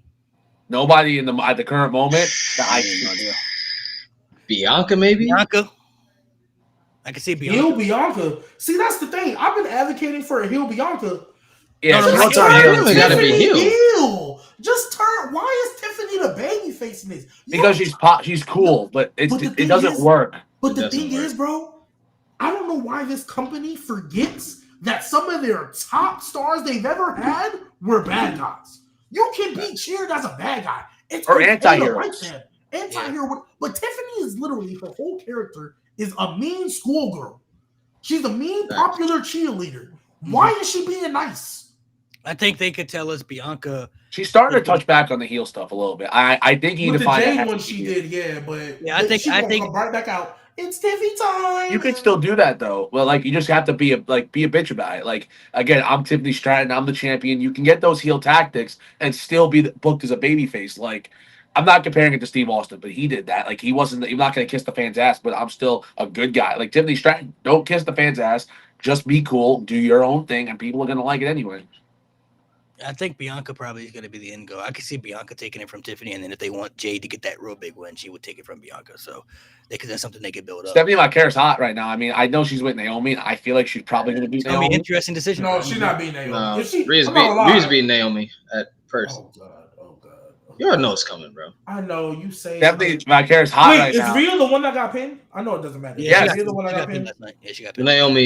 You know what I think is actually going to happen? Shockingly, because WWE usually don't do this. I think Io and Rhea are going to have a big, high-profile one-on-one official final match. Like I think so. I think they're just going to have a one-on-one match, probably in France. Because Rhea might get her win back. Rhea and Io. Oh yeah, that's your next number one contenders right there. Oh Jesus. Yeah, I can see that. I can see that for sure. I would just do the match and then maybe. I ain't gonna lie. Next year WrestleMania, I can see them doing Stephanie versus Rhea for the title. I ain't gonna lie to you. Oh hell yeah. Do that. I'll eat that shit up. Definitely. If there's anybody that can match her popularity, if they want to build her up right, it's gonna be her, bro. Because realistically, who else is winning that Royal Rumble? Who else is winning the Women's Rumble? Yeah, if it's not Stephanie, real talk. If it's not Stephanie, they're not gonna give it to Oscar. Maybe Jade. Maybe Jade. Right now, I don't see anybody else. You think Lyra has a shot? And the Royal Rumble? Maybe Jade. It's in Saudi, so they probably. Well, they don't care. Oh, forgot about that. They don't care. They don't care about women over there. So maybe Jade. Yeah, someone said they're gonna be coming out looking like the Power Rangers for the Royal Rumble. That's what the ring's gonna look like, brother. I feel so bad. That ring's gonna be so hot. I don't know. They're gonna have an air conditioned ring, first time ever. They better. I don't know. Yeah, because it's gonna be in January. It's gonna be hot, man. I remember when they went to Super Showdown, I think it was 2019. They did the Randy Orton Triple H match. They said the ring was like Randy Orton talked about that match. 82 degrees. He was like, bro, it was the hottest I've ever wrestled, and like it was like over 100 degrees in that ring. Like it was crazy. Like heat out there is nasty. I'm interested to see like the directions they go in. I feel like Seth. I don't know about y'all, but I think Seth's first challenger to me it should be LA Knight. LA Knight already beat him. Yeah. Well, you think another LA Knight loss is helping anything right now, though? I mean, he'll be fine. He'll be in the world. He'll be in a title picture match. If he does this, like LA Knight needs to be built into the main event scene. Your main event scene is losing a little bit of depth. Yeah. Retiring, they can take injuries. He's the guy who, if you give him a little bit momentum entering the Rumble season, it's like, all right, we might be able to look at this guy as a possible option. Now you got to build into him and give him something. Yeah, possible option. Like they want him as that, bro. Because yes, it was a work at the end of the day. So, like, that changes things. But literally, Seth Rollins, I mean, LA Knight technically got a win over her and was in the gauntlet match and just lost. Yeah, it was if they and then made a loss like TV. More impactful. They didn't give him nothing else to do. They didn't give him nothing else to do. Like nothing. Like he has to come out tonight and go off like pipe bomb LA Knight and for go insane. Because I think I said this last week or the week before. I genuinely think the plan was we were going to get Seth and Roman one-on-one. I think we were still going to get Punk Gunther.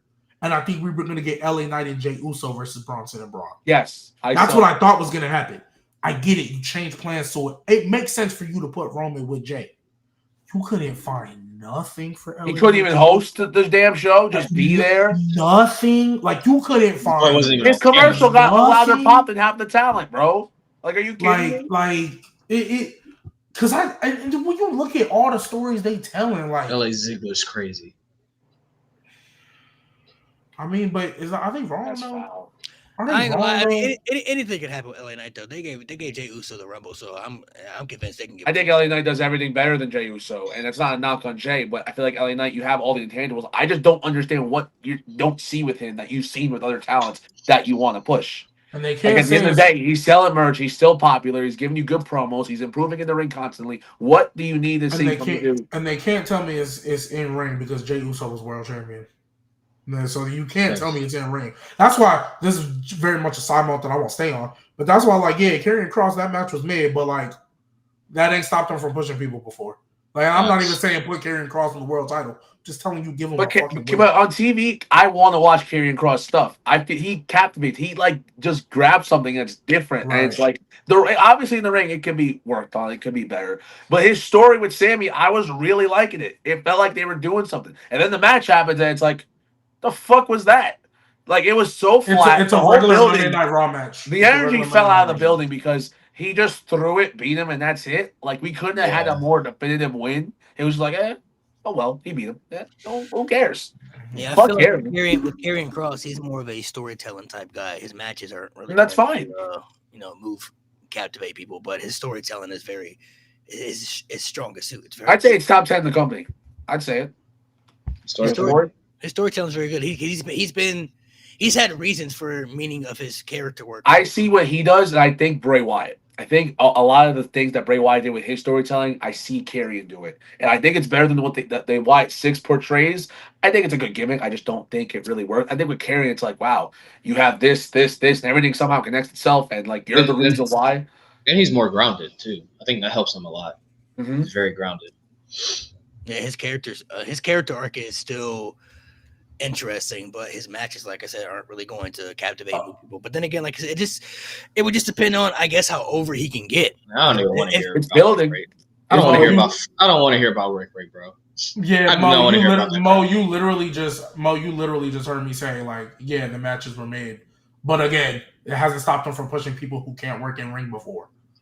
No, I don't want to. This company has literally put countless champions and pushed people who are boring or mid at best in ring, a la Jey Uso does as the most recent example. He literally had one of the worst WrestleMania matches of all time last year, and in this past year, he wins the title the next year. I don't want to hear nothing about work rate. You talk about he had 3 straight mid matches with Sami Zayn. Jey Uso had an ass match with Gunther. Which one? Gunther. Mania. Okay. That was ass. Yeah, the Mania one was ass. But it's Gunther. Now, granted, I think a part of it is because this nigga keep getting gassed every time he eat everywhere. But I feel like you can put the world title on people depending on how over they get. I mean, the people are asking for it. I feel like it's kind of hard to deny it at certain points. I think Drew McIntyre is a great guy to give the title to at some point because you can bring a guy like an LA Knight, a Sami Zayn to beat him, and it's believable. I don't believe in any world Sami Zayn beating CM Punk. Anyone can feel different about it. I just don't see it. Like with Gunther and Punk at SummerSlam. In no world that what the booking is right now, I imagine Gunther beating Punk. It just didn't make sense to me. I felt it would have been like, wow, like Theory Cena. Well, you beat him, but fucking well, who cares? Whoa. Not to that level, but you know what I mean. It has no business beating CM Punk at that point, and he did because it didn't make sense. Oh wait, you said Gunther had no business beating CM Punk? Yes. Oh, that I disagree with you. I 100% because the whole story, everything they kept putting Punk up here and Gunther down here. No, I'm not gonna lie. No, I'm not gonna lie. I'm not gonna lie. The whole time we got to this match, there was not a doubt in my mind that Gunther was going to win. I thought Gunther was. I thought Punk was clearly winning. I thought Gunther. I thought Gunther was gonna lose. Like I thought that nigga was gonna win for sure because I figured that was gonna set up Punk. Like I always felt Punk was gonna get it later. I thought it was gonna be Bronson Reed and Braun Breaker. If anything, I actually thought Seth was hurt, but I had no doubt. I honestly went in genuinely believing Gunther was retaining because this was his first actual challenger since he got the title back. I did not think he was gonna have a shorter reign than Jey Uso in his second run. Yeah, that nigga held it for what, a month, if that? 30-some days, if that. I did not think that was going to happen with Gunther. I thought, okay, man, this is where we get into the meat and potatoes now. Like, this is where we get into the meat and potatoes. I hate that you're probably going to lose to Sammy, but, hey, we in the meat and potatoes now. Yeah, no, when Punk won, I was genuinely shocked. I fully expected Punk to win, and I know it's a different take, and I just, from the story that was told, I could not imagine him losing to Cena, losing to Gunther back-to-back. It's just like, you can't win a match. Like, I understand that some of these old timers, AJ, Randy, Punk, they don't always need to win. But when none of them win and it's just constant loss after constant loss, it feels less important. It feels less of a threat. Like, I truly felt Punk winning was the good option. Now, I didn't think this thing was going to happen as soon. I thought it was possible, but when it happened, it was a little shocking, but not as much as other stuff that happened on the show. But it was like, all right, Punk. And I didn't know how Punk was going to beat him because that was my thing. There's no way he beat him clean. And the blood thing was the perfect segue. It was like, okay, I can believe he fucked Gunther up. And now Gunther's bleeding. He's looking all over the place. And then that one, it made sense to me. I didn't, like, if Gunther put Punk to sleep, I would have been fucking bored. And so Gunther actually broke his nose? I'm not going to lie. I thought he bleeded because it didn't. He actually did? He didn't look like he was bleeding from his nose at first. So that's why I thought he needed surgery. He needs surgery. Like, I think it was that not before? Or was that there's something before the match, but I think they say in the match it just kind of. Oh, okay. Yeah. So I remember seeing before that they said like he needed time off for a bit, and this is a good time to do it. Let character breathe and then do something with more meat and bones on it. Yeah, I don't know if he's really hurt or not. I mean, I guess we'll find out tonight. I'm sure they'll say something tonight. Oh, it was before SummerSlam. Okay. Because when he went under the table and then he comes out and it's like full on, I'm like, whoa, what? Yeah, I thought he bladed there. I was like, it's not. I still think he did. I still think he did. It's not bleeding from his nose. So, like, Michael was like, I think he broke his nose. Nigga, the shit was up here. Yeah, that's what I was like. I was like, what? Like, how do you break his nose? Yeah, that's what I was looking at. He was bleeding on his forehead and stuff. So I'm like, oh, he probably. Yeah, but I mean, they said it's before SummerSlam, so probably took a knee to the face by accident or some shit. I don't know, but yeah, he could have did something accidental, something. Yeah, but I mean, to kind of wrap up that thing, I mean, I don't know what they're gonna do. Seth Rollins, world champion, great, cool. This is awesome. I know the end game is Braun Breaker, but I don't think Braun Breaker is beating him for the title. I just think he's gonna beat him. I don't think he's beating him for the title. And I think it's gonna be because I think so. If I'm put my little fantasy booking hat on, I think Braun Breaker still retires John Cena. I think he still beats him, and whatever his last match is, still retires John Cena. And that's the moment Seth realizes, oh yeah, I might want to start cutting this nigga out too soon before he get too big for his britches. And then I don't care what, you don't really have to have a face heel dynamic, but I think Braun Breaker just becomes that Batista guy. And like, I'm really like that now. And if Paul Heyman is smart, he should side with Braun Breaker. But we'll see. Seth Rollins has been calling himself the future of the industry for like well over a decade now. So, he might side with the future, I guess.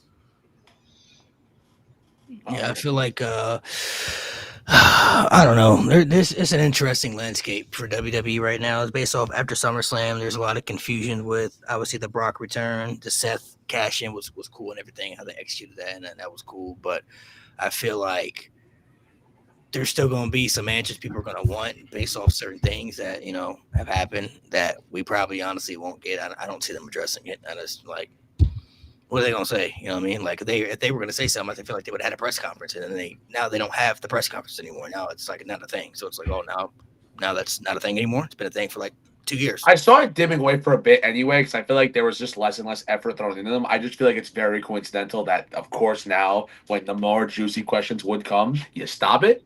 But yeah, the past 6 months, I thought they were getting lazier. Like, it wasn't like it was 2 years ago when you had the Cody J stuff and you had Roman on the post after Mania. Those felt like I need to watch this. At this point, it was just like, Hey, you want to know why they stopped doing that? Because Triple H got tired of everybody asking questions about Vince McMahon. Because literally, now I will say, I came out here and said, yo, there was a point. Every fucking show, Vince McMahon question, allegations question. It was getting to the point, like, clearly y'all are just fishing to find something to hate on these niggas. Because, like, bro, like, I don't remember what show it was, but it was like a beautiful show, great all the way through. And the first question, so, you know, there was been developments in the Vince McMahon case. I'm like, yo, nigga. And Triple H got to sit there with a straight face and try to look professional. I would have been like, yo, get this man out. Stop asking me about that, please. Like, I've told y'all multiple times. All he literally said was like, yo, there's stuff I can't talk about, bro.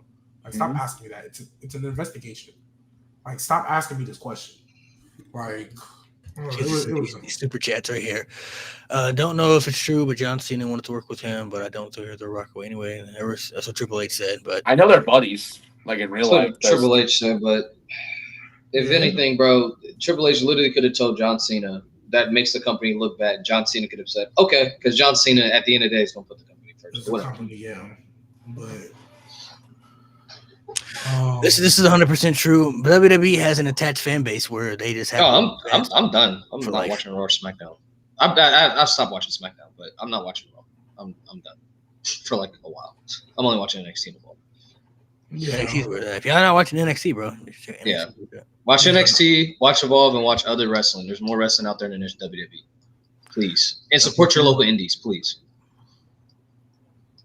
For the fan who want Brock back, TKO Triple H, and to Brock himself, here's to ya, and to Triple L, the plot never touch my goat again. Man, Triple L is crazy. In words of Lil Durk, they'll lose it all for viral moments. That's exactly what WWE did. Internet merchants, they can't help themselves. I mean, that definitely was for a moment. Calling Lil Durk is crazy. Because, can't wait until my boy Dragunov returns. We need him back. See, if Dragunov come back, then I might turn on. How you talking? My theory was Seth fake it because WWE wanted fans to talk about something from Saturday Night Main Event because they knew fans were going to talk about AEW All In that weekend. It was WWE being petty. I mean, I'm not going to put it past them. They did a lot. They did a lot that weekend. Yeah, I was about to say, like, I'm not going to put it past them, but, like Evolution had a better chance of stealing away from All In than Saturday night's main event. I think we should always push the narrative of there's always the tribalism effect in wrestling, but you don't just have to watch WWE. You could watch other wrestling promotions and enjoy other professional wrestling in the world. You have TNA, you have AEW, you have New Japan Pro Wrestling, you got deathmatch wrestling if that's something that you're into or haven't seen. Like there's a variety of different wrestling promotions out there you can watch. Doesn't mean you have to stop watching WWE as a whole. If that's your cup of tea and that's your criteria and that's what you're comfortable with and used to, that's cool. But if you're not enjoying the product as a whole, I definitely recommend you check out other promotions because everything is different. You know what I mean? Like even NXT is not the same as Raw and SmackDown. There's people who watch WWE's product and don't even watch NXT. And that's why I'm like always pushing that narrative. You got to check out NXT. If you think the women's division on the main roster isn't being booked properly, check out NXT. NXT does a great job of making the women feel relevant with championships and without championship storylines. So I definitely recommend check out other promotions. Check out anything you could maybe try to get into. And if you try to get into it and you can't get into it, at least you tried. You know what I mean? Like at least you gave it a shot. At least you gave it an effort. But to not willingly give it a chance just because you want to feel like you have some type of loyalty to one promotion that doesn't acknowledge you at all, doesn't know you, like doesn't mean you have to stop watching the WWE. But definitely check out other promotions if you aren't happy with the current product, in the position they're in right now. AEW's in a good place right now, I feel like. TNA, I think, is watchable, been pretty good, presentable. NXT has been consistently good for me watching it. New Japan has kind of fell off a little bit since they lost some of their stars, but it's still, good quality enough. So I just recommend you check out and be open-minded to give other promotions a chance instead of just sticking with WWE and living through the misery. Like, right now the product is hitting for some people. If you like it, you like it. But for a lot of people, it's not hitting right now. They're just not happy with what's being presented. That's why you have other promotions to bounce back on. Okay, I don't like WWE right now. May not be watching weekly. I may not be keeping up with it here and there, but I'll still dabble into it. But, I got AEW I can fall back on. I got TNA I can fall back on. Professional wrestling is professional wrestling at the end of the day. It's professional wrestling. It may be different in other companies as far as maybe how their matches are structured or how they do certain things. But at the end of the day, if you love professional wrestling and you're a true diehard wrestling fan, it's okay to expand your mind and watch other things and support other superstars in other companies and enjoy wrestling outside of WWE's product. And to piggyback off of that real quick before we transition, understand, guys, we know WWE is nowhere near as bad as 2018, 2019 COVID, right? We understand that. But just because it's not as bad as it once was, doesn't mean, one, it can't be better. Two, it doesn't mean that if you yourself are not enjoying, shoot, we got people all the time that will be in our chat, in the comments, well, if you don't like it, stop watching. And then criticize because the one thing we decided to stop watching was WWE. Nice. Now, I've always been in the mindset, look, if I watched it through them years, there's probably nothing that they could do that'll probably make me turn it off. I watched it 18, 19, and I didn't miss a week during COVID. I've fully admitted that. So if I sat through all that, there's really nothing they can do right now that'll make me stop watching. Yeah, there's stuff I don't like. I skip through SmackDown, or if I missed a week, I'm not really moved. Right, the only thing I actually try to watch live right now is Raw because I always get spoiled because it's on Netflix. So I always get spoiled. But with that being said, though, if you don't like it, don't watch it. Like, why? Like, why would you watch something you genuinely don't enjoy? Like, genuinely, why would you watch something you genuinely? That's like, have you ever seen a movie that you watched and like, I'm never gonna watch that again? Terrible. Yeah, word. Go back and watch that movie again. And then imagine people. And then imagine people trying to get mad at you because, well, why are you gonna not watch that movie again? Because I don't like it. Because I don't like it. Like honestly, some of y'all need to start doing the same thing with your sports teams. If they keep pissing you off and keep breaking your heart and they keep disappointing you, why would you still be a fan at that point? I don't know. There's different loyalty to that, though. I don't know. Now it's different loyalty. I have that. I got a friend who's been a Browns fan since we've been to school together. And so what? God bless his heart. If you're from their city, bro, it's different loyalty. God bless his heart. And what I would tell him is, if you were consistently being disappointed, why are you like? But this looks like a one-sided relationship. That's a little different. It's a one-sided relationship. That's different, bro. Like you giving them all your money on jerseys. It's different. Spending all the money on that. Like, yeah. Spending money's wild. But it's a little different with sports. Is kind of like wrestling too. Like your team could be trash one year, the next year they could be good for all you know. You feel me? Then it's like if you switch up, then you're like, oh, now you gotta switch when we talk about the Cleveland Browns. Now the Browns, the Brooklyn Nets had a great future. They had a great there's teams that can be consistently bad, but I'll give you an example. Like the Bengals, right? I support the Bengals. Growing up my whole life, they were terrible. They're terrible. They just now started to be good. We're like, we could potentially see a Super Bowl potential run out of them. Before that, niggas wasn't giving us no faith, no hope, in the city. We knew they was losing with Andy Dalton as the quarterback and stuff. We had nothing. But you know what? There was a loyalty there. People had faith. At least maybe we can get something. The Patriots fans going through it right now. You had Tom Brady all them years. You ain't got Tom Brady no more. Now you got suffering. You got suffer for who knows how long. You had it good for a long time. You ain't got it good no more. He ain't there no more. So there's different varieties to it. I mean, I definitely agree. Like, I'm always a believer, at least try something out. I know people will see, let me go back to the movie thing. People will watch a trailer of a movie and be like, oh, I'm not going to watch the movie. You got to at least watch the movie. You just saw the trailer. The trailer and the movie are two different things. You may not like what you saw in the trailer, but you might like the movie still. If you go back and watch the movie, you never know the variety of it. So you just never know the aspect of it. But and then after you watch the movie, if you don't like it, cool. Yeah, they watch it. It's over. Yeah, they need to judge it. If there's something being cooked and I'm looking at that food, I'm like, oh, that might not taste good. Maybe I taste it. Maybe I like it. Oh, damn, I don't think I was gonna like that. You feel me? Like, I don't know if you ever had grapefruit juice before. Grapefruit juice? Bro, that shit is so foul. I didn't know if I was gonna like it, but somebody told me, like, bro, this shit's disgusting. I'm like, but I haven't tried it yet. That shit was not good. At least I know now. I'll never try it again. It's definitely not good. But one thing I want to bring up too that I've seen people bring up, going back to the Cody and Cena situation real quick. Genuinely, for me, I'm a little surprised that some people didn't think Cody was going to win the title back, especially after how he lost the title at WrestleMania, and knowing Cody is their number one guy right now. I'm like, bro, they're not going to treat their top guy. If this was somebody else, like a Jey Uso or something, okay, that's different. But like, Cody Rhodes is literally their number one right now. And based off the criteria of the history of wrestling, whoever's been the top guy, anytime they lose in a convincing fashion or even somebody cheats to win, they're always going to get the title back from that individual based off the storyline. The way John Cena won it at WrestleMania, of course Cody was going to get the title back. They were not going to have him beat John Cena before his retirement tour ended to get the title back to add Cody's credibility up even further. So I just don't know what obviously it's going to add to the credibility, but at what point, like, he's the number one guy already. That's why I thought Cena was going to win.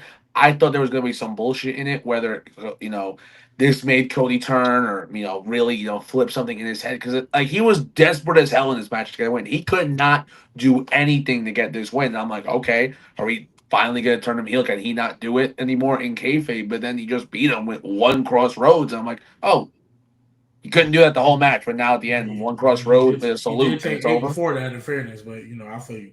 He took 5 before that, yeah. But I mean, Cody's it was it was the symbol, like the salute, and it was like a half-ass crossroads, and it that felt flat, because everything was building up. You're expecting this grand finish, and it maybe not be a bad finish, but in the building, the air went out of the room for like half a second because it was just I do feel it was an anticlimactic in a sense. And to go back off to everything going on.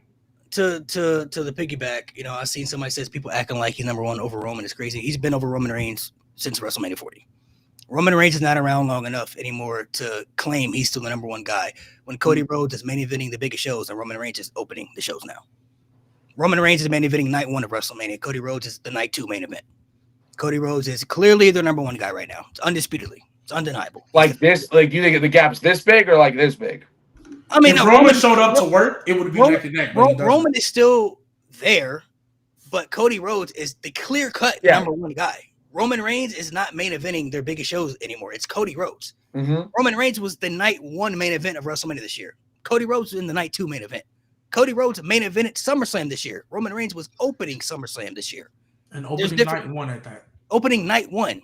Roman Reigns is still a huge draw and a huge star, but he's not around enough to claim the top guy spot. He only shows up to be a special attraction. Cody is the literal face of the company right now. He's their top guy. That's why I knew he was going to win the title back. He's going to get it back and get more pushes as champion. I mean, for me, it's not the fact that he won it back. I just thought because they hadn't built up to the babyface turn yet, I didn't think it was happening right now. And then even after he won King of the Ring, I just knew they was going to tell the Randy heel turn. But no, they said, actually, Randy, go team with Jelly Roll and lose. I ain't gonna lie, that match was okay. And that was really fun. What kind of shocked me was that they had the celebrity lose. They never have celebrities lose. I'm like, damn. Yeah, that did shock me. When Logan Paul, and they let Logan Paul get the pin, I'm like, wow. Yeah, when they had Jelly Roll, I'm like, the celebrities losing now? It's crazy. Didn't think that was gonna happen. I swore I thought Logan Paul was getting pinned by Jelly Roll. Like, oh yeah. Jelly Roll didn't look good enough to decisively win that match. He looked really good, but he looked decent. I think Logan. I thought Logan Drew was. That's why I predicted. I thought that was the right decision to make. I'll give him respect though. He took some crazy bumps though. Oh, he did. Yeah. When he took the frog splash, I said, "Okay, Jelly Roll, you got it. I'll give you that." And then when he was coming back, everybody, the rumbling was going. Everybody's like, "Yeah." Everybody was hating on Jelly Roll when this shit started. Halfway through, they're all in the train like, "Yeah, let's go, Jelly." I'm like, "Yeah." Now I'm not gonna lie. I was like, sometimes I don't ever really talk about him like that. But whoever's idea it was to produce a Jelly Roll stretcher, I'm a Hulk up out of this spot. Y'all got it. Y'all. When I saw that happen, and I saw the trainers all run to him, I was like, no way they're gonna. You know what's crazy? Spot. But what's crazy? Like Aiden said, it worked for the crowd. He said the crowd was eating it up. But you know what's crazy? Jelly Roll can Hulk up after being put through an announce table, but Akira Tozawa is taken out of the Royal Rumble. One shot to the head. That's crazy. That's crazy. They was making that man look unbeatable. It was making that man look beautiful. Okay. I like the aspect of what they did though. I mean, I feel like I said, Cody being the top guy, which I know a lot of people have always which this also drives me nuts too, because people will say Cody's overpushed, right? But then they want to see John Cena win more. Like John Cena was never overpushed through his whole career. I'm like, bro, you don't keep the same variety of energy with different people. You say one thing, yes, John Cena's been losing the last couple years of his career, but he's past his prime. He's not in his prime anymore. Of course, he's going to be putting other people over, but John Cena at his peak beat everybody. Who didn't he beat at his peak? He got 16 world titles under his resume. From 2005 to 2014, there's only 1 year in that time frame where John Cena wasn't a world champion. That was 2012. Other than that, he was winning world titles. Yeah. Other than that, he was winning world titles every year, sometimes even multiple times in a year. 2009. How many times did he win the title in 2009? Like 3? Maybe 3. Yeah. Maybe more. Actually, because he was the world heavyweight champion going into WrestleMania. No, before that, he was world champion, and then he won at Mania, and then he won Randy the title like 4 twice times from Randy Orton. Yeah, so like 3-4 times in 1 year. You know what I'm saying? So of course Cody Rhodes is going to get over pushed right now because, like I said, he's their guy. They're going to want to establish his legacy. Roman Reigns got the same treatment. Roman Reigns was main eventing WrestleMania before we even felt he belonged in the WrestleMania main event. I don't know if we'll ever see another superstar have a 4-year championship reign in this era. That'll probably never happen again in this modern era. It's unheard of. Mm-hmm. Yeah, no, I mean, I'm with you. Like I said, just to kind of wrap that up, I just thought Cena was going to win it later. I mean, Cena was going to lose it later. I thought there was still, even though we can discuss whether or not the heel turn should have happened or not. The fact is we were in it, and I thought it still had a little bit more miles. I just knew when AJ match was coming to France. I never believed AJ was going to beat Dominic. I just really, really assumed, yeah, AJ, Cena, France, one last time in front of that crowd again. They love AJ. Not to mention, I don't know if people realize this, John Cena got one of the worst SummerSlam records ever. Yeah. Records, yeah. He got 4. I think he beat Booker T. He beat Chris Jericho. He beat Nexus. There's another. He beat Baron Corbin. 4 SummerSlam. 2017. That was a SummerSlam match? Yeah. The opener of SummerSlam. 2017. Ew, brother. Oh, brother, ew. Other than that, bro, John Cena got. I only know about that match because Nikki Bella was watching in the car. Hey, a side note, we'll talk about SummerSlam records. You know Rhea still doesn't have a win, right? SummerSlam, yeah. Yeah, Rhea doesn't. I mean, she was unbooked. She's had the one match last year. This was her first. Well, she lost to? Who she lost? Third SummerSlam match. She lost to Charlotte. Lost to Charlotte. And Nikki ASH. A live match. So 2. This is a third. Oh, it's only been 2. I thought it was like 5. No, because she wasn't on it in 2023. She posted that thing on the internet to try to take away attention from it. Valid. And 2023, she came out in the Finn Balor Seth match. Yes, she came out with Finn to try to help them. Okay. Now that it's over, though, let me ask y'all this. I'm going to break down the logistics, though, just so y'all can decide. Because you know John Cena is a part of 2 matches that got ruined by celebrity interferences. Oh, Lord. Oh, my God. Oh, which one I think is worse, Travis Scott or Jon Stewart? Travis Scott. Let me break down the logistics, though, because let me break down the logistics. So some of y'all might forget about the Jon Stewart aspect. Now, the Seth Rollins match wasn't the main event of SummerSlam, but that was a title for title match. Mm-hmm. John Cena had built up the U.S. title to make it feel relevant again to the product and to build it up to make it feel as equal to the WWE Championship. That was a title for title match. Seth Rollins won because Jon Stewart interfered. Mind you, Jon Stewart was not involved in any story plans before that. He was not. A little bit, but not good. Yeah, like the taco segment. Yeah, well, him and Seth had a little like talk segment, but like as far as like turning or anything like that, like I'm gonna help you win or anything like that, there was no indicator of that. He was the host of SummerSlam. He helps John Cena. And he helped Seth Rollins win that match. And do you remember why he did that? The next night on Raw, he came out and said he didn't want John Cena to tie Ric Flair's record. He didn't want John Cena to tie the record of Ric Flair. So he couldn't live with himself, and he had to make sure John Cena didn't win that match at SummerSlam. And mind you, that match at SummerSlam was better than the match with Cody at WrestleMania. That match was a banger. They're not even in the same conversation. That Cena Seth match with a good finish is one of the greatest SummerSlam matches. If John Cena, I feel like if John Cena versus Seth Rollins at SummerSlam didn't have that finish, that could potentially have been like a top 10 SummerSlam match, like all time. Like that was on the verge of being like one of the best SummerSlam matches ever. So like I said, that was a title for title match. Now, You go to the John Cena and Cody Rhodes match. This was the main event of the biggest wrestling show of the year. Main event of WrestleMania, might I add you.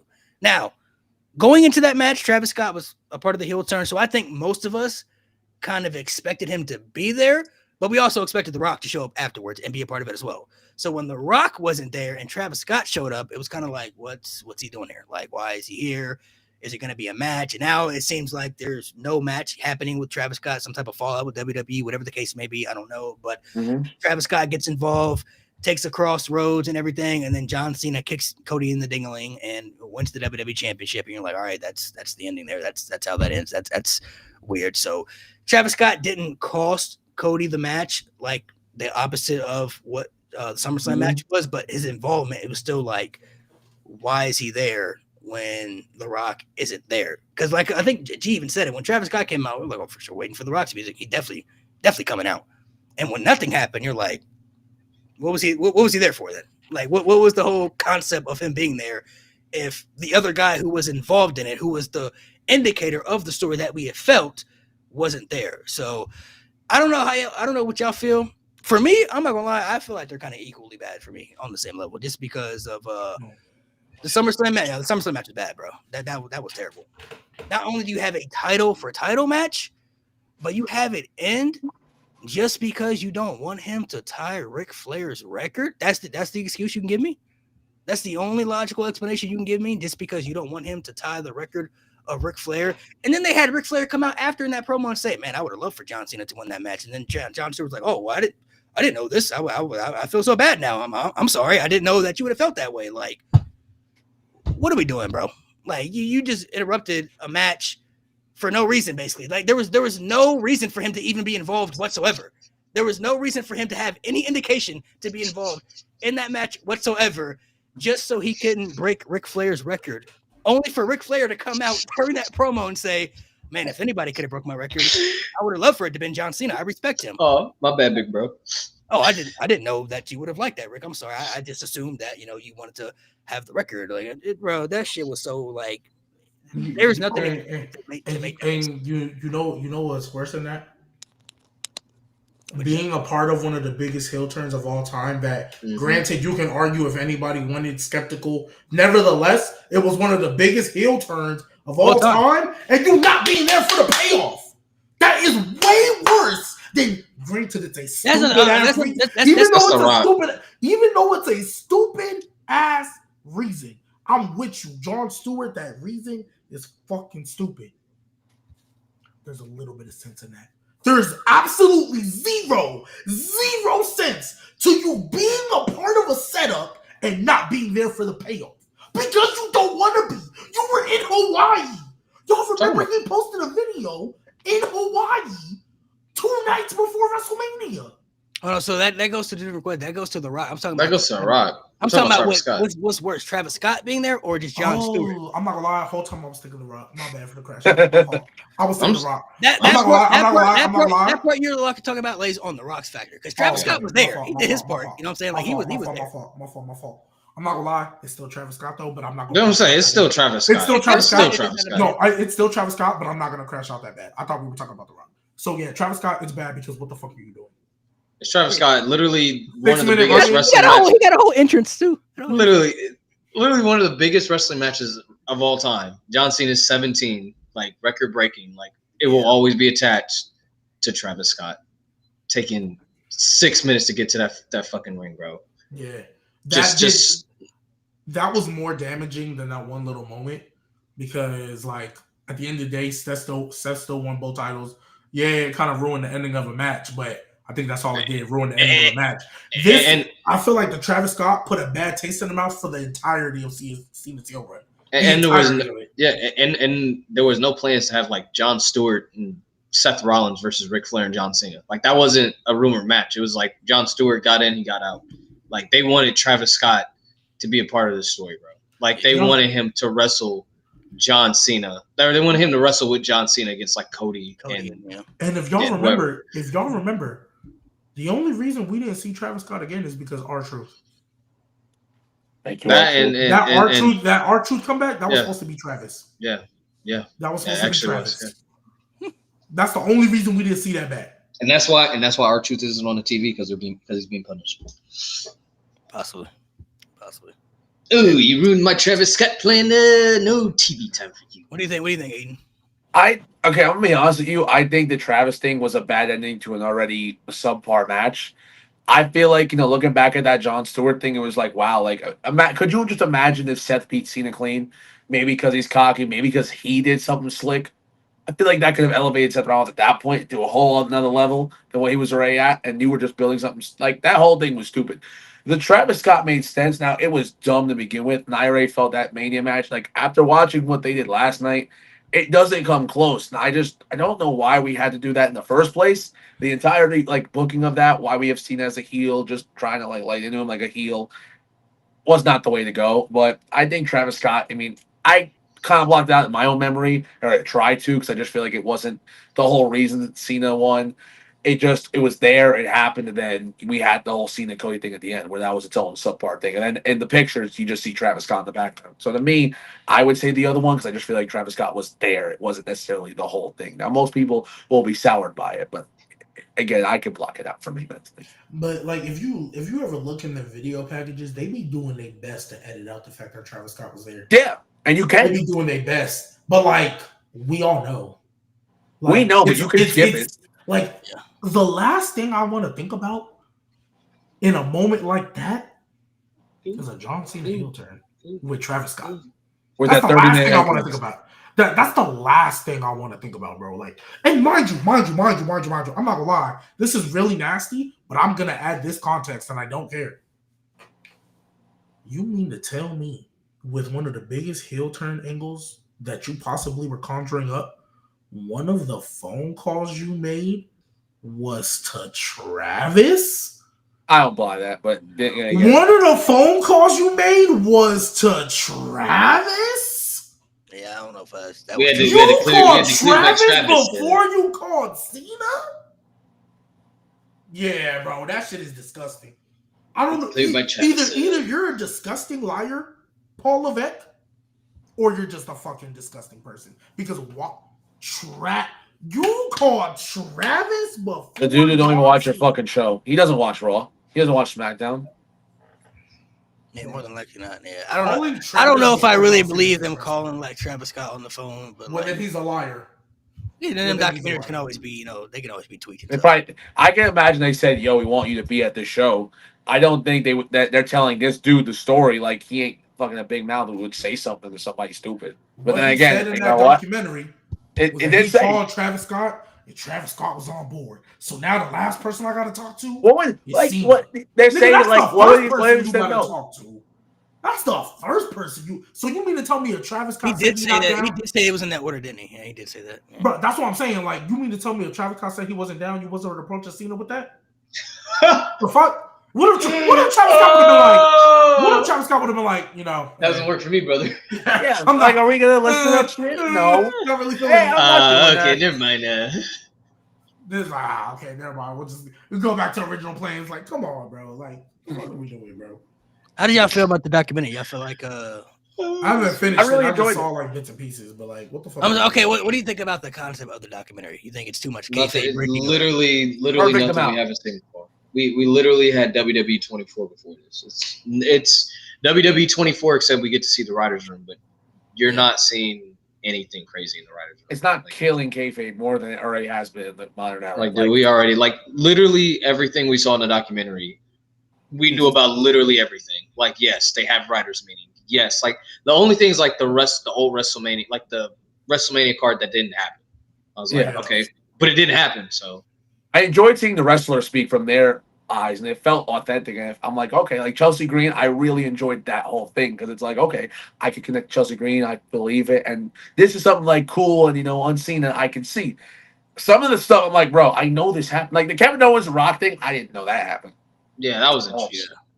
I've always been a fan that's been nerdy who enjoys the behind the scenes stuff. I've always been fascinated with what goes on behind the scenes, how are things put together, how are matches structured, how are characters come to life and everything. So like Nate said, they talked about things that we already knew about. At least I already knew about as a fan. I know they have creative meetings in boardrooms. I know that superstars talk before their matches about things they want to do, and I know afterwards they check on each other to make sure nobody's really hurt. Like, it's a scripted show. It's a televised entertainment performance. Like, that's what it is. So I already knew about these things. Kayfabe in wrestling has really been dead for it hasn't been a thing for years, bro. They've been opening up layers about the business for years, bro. Have you guys ever seen that documentary Beyond the Mat that came out in 1999 when they talk about The Rock and Mick Foley in the I Quit match, and they show Mick Foley afterwards backstage when he's all bloodied up and stuff, and people going to check on him and everything. This is back in the 90s, so they were already opening up layers of things,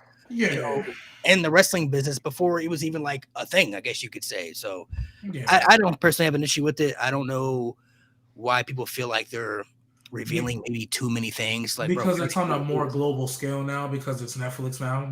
But like, my thing is, like, nigga, Dark Side of the Ring exists. Right. Dark Side of the Ring exists. Like, if you ain't have a problem with that shit, and honestly, even though they're never gonna give us all the answers, obviously, because they can edit their own shit, I don't see a problem with them finally answering questions that we all want to know. Like, yeah, I do want to know how Jey Uso got decided to win the Royal Rumble. Yeah, I do want to know how this heel turn for John Cena came about. And now I can be mad at you because what the fuck are you doing calling Travis Scott before you call John Cena?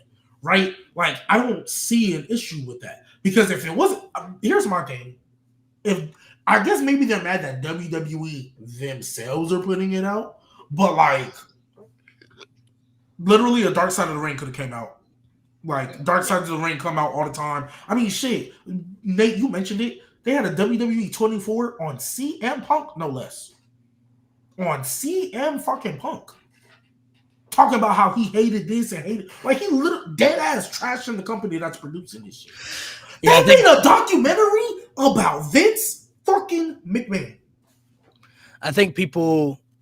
The only thing that they never showed us, that to my knowledge that I remember, is like the creative meetings, like the boardrooms. Like, I've never seen a documentary where like they were in depth, like talking about this and that. But it's like, we already know that stuff exists. How else are they going to come up with ideas and pitch stuff to each other? Like, we already know that stuff is happening. I will say, I thought the creative teams were bigger than that, and it's kind of like I did too.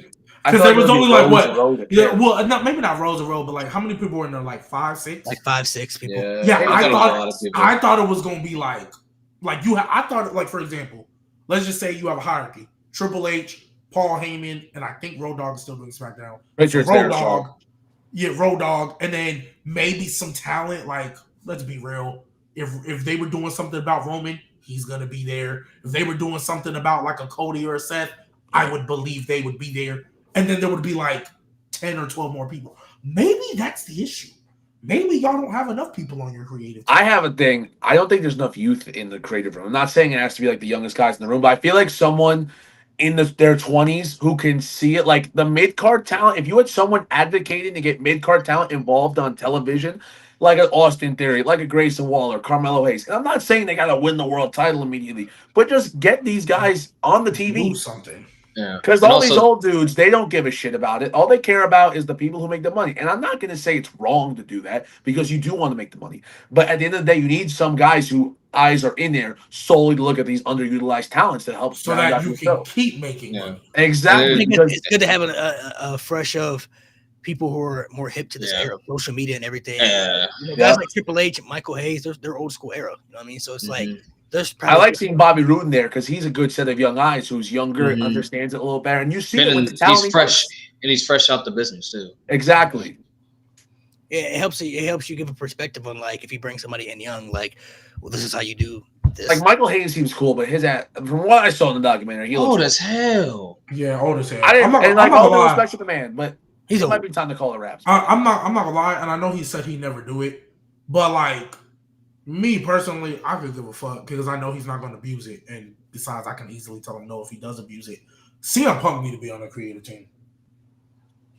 I'm not going to lie. Even though it's something small, and I know CM Punk has always had this vision, but like him coming up with that finish, like the fact that was his idea, was cool. I'm no, put it in the creative team. Well, I know he wants to. I think he wants to work with Shawn Michaels in NXT. Yes, eventually. So he'll definitely be in NXT. I'm cool if he wants to replace Triple H whenever he's done. I don't give a fuck. Well, no, I think the order will be Triple H, Shawn, Punk. You think Like, Shawn would just go to main roster? If Seth. Triple H, like for example, because like let's say Seth. Triple H had that heart issue, Shawn Michaels is immediately stepping up. I think that's his next one. I don't think I know Michael Hayes has taken over, but if we needed a new head of talent, Shawn Michaels is taking over. I 100% believe that. Oh, if we have Michael Hayes running, we're done. Like he's a good hand to have, but he's not the man running. Another guy that honestly they probably need to get rid of is Bruce Pritchard. I think he's got a lot. Both of them, yeah. He's too attached to Vince, bro. They got to get rid of him. There's some things where I like it, but I feel like there's a lot where he's still just in the old. Yeah, but I also think Bruce Pritchard is like somewhat of a yes man.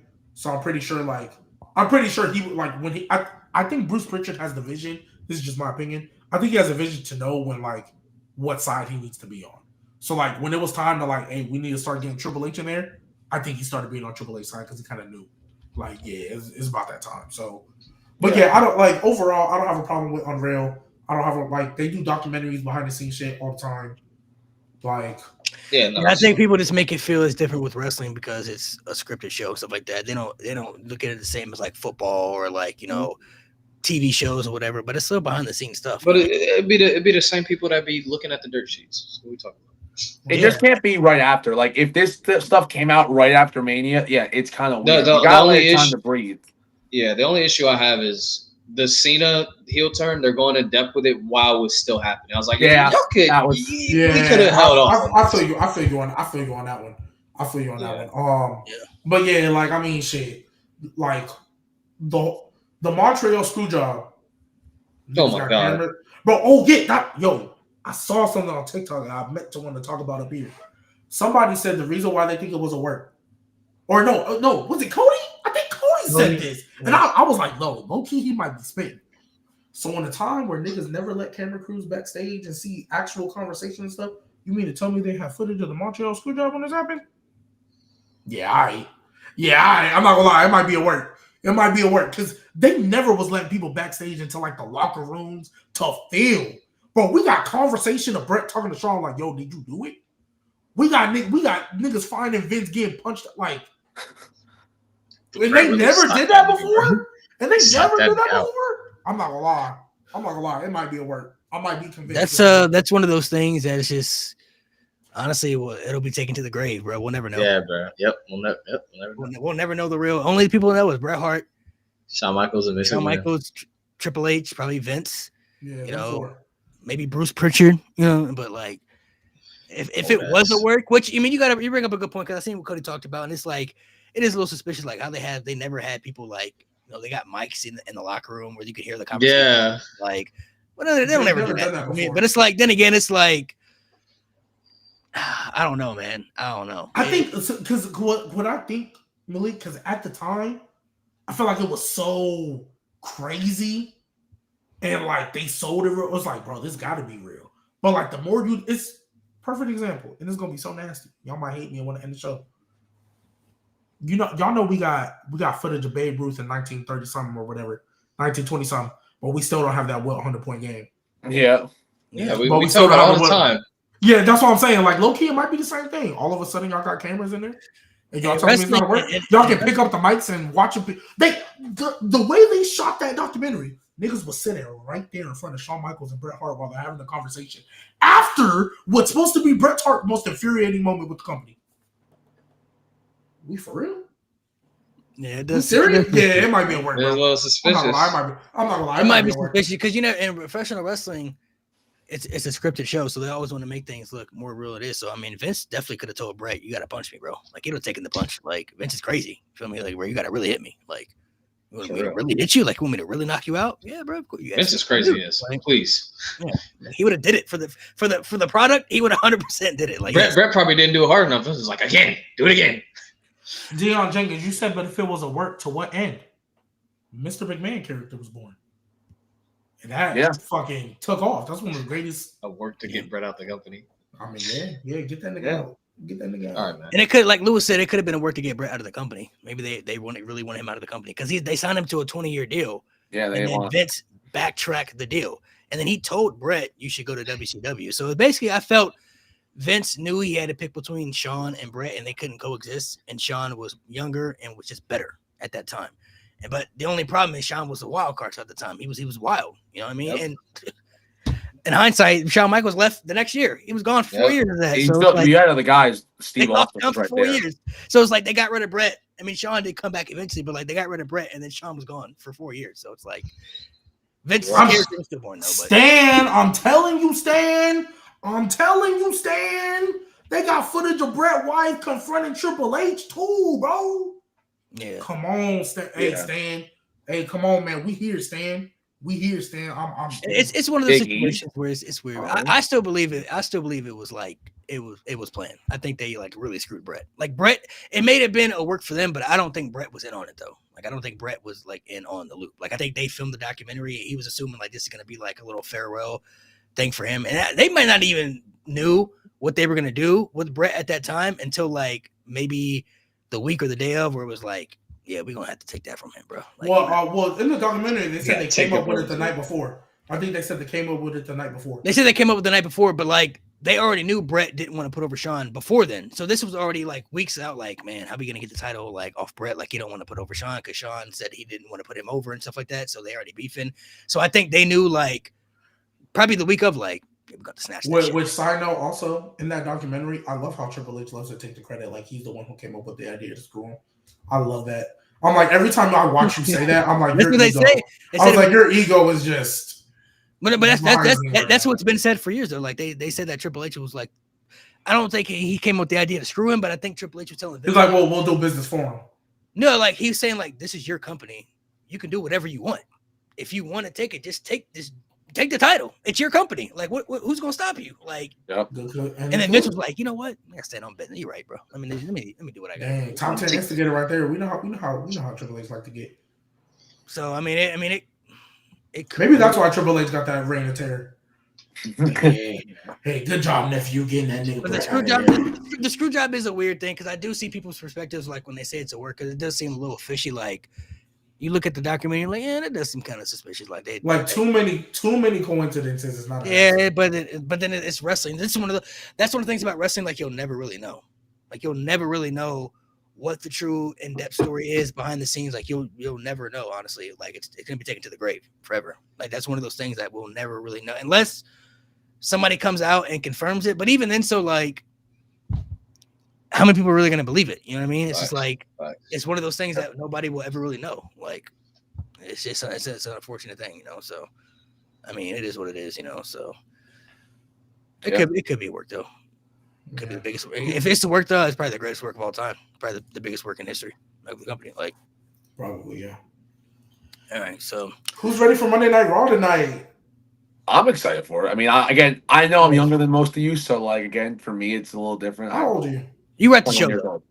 You're what? 21. Damn, I'm old. Ugh, I just turned 27. I feel old. I'm 20. I mean, I feel like for you, it's a different perspective for you because you were at the show, so you know the energy. Yeah, I mean, I had a great time. I mean, even if I was someone who really disliked the Brock stuff, I felt the whole show's entirety was really good, really strong. I thought all the matches felt compelling to watch and vibe with. Like I was at Mania 40 as well, and this was definitely like that was a great show. This was a great show. I just Mania 41 didn't seem all that good, and this one's felt a lot better. Now, that could just be because I was there and I had a great time. But it cleared. Definitely cleared. Like the night one, I thought the in-ring was better for SummerSlam, but night two, the vibe went really smooth. I felt it was really good, and there was not a single low point. So, either way, I thought. When you're in person and you're watching at home, you have different perspectives. So, like, yeah. No, for sure. Because I look back at the Royal Rumble I went to was when Cody won the first one. So his first Royal Rumble win, where you had the breakup of Sammy and Roman and all that. I went to that Royal Rumble. Everything other than like the Rumble itself and that angle, and the match was cool. But like everything other than that was boring as hell. But being there, like I got to see Uncle Howdy jump off the shit and miss LA Knight by 1.5 miles.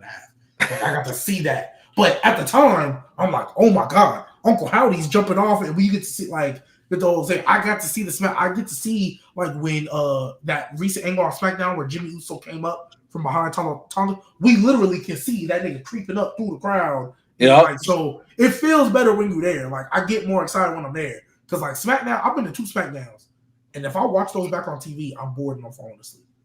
Because the people around you is able to is bounce off the crazy. personalities, and like I was able to have a conversation with everybody in my section about the show, and it was like when the Lesnar thing didn't happen, everyone's screaming because they're like, "What?" So like you feed off that, and with the Seth thing, that one because there was the pop, and then when he turned around, there was an even bigger pop. Yeah. That was so surreal to be around, and like that's why I love to go to wrestling shows. I feel like anyone who ever questions it, it could be WWE, it could be AEW, it could be Indies, it could be wherever the fuck in the world there's wrestling.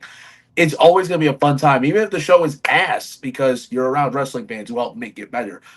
A decent crowd can make a mad wrestling show something fun.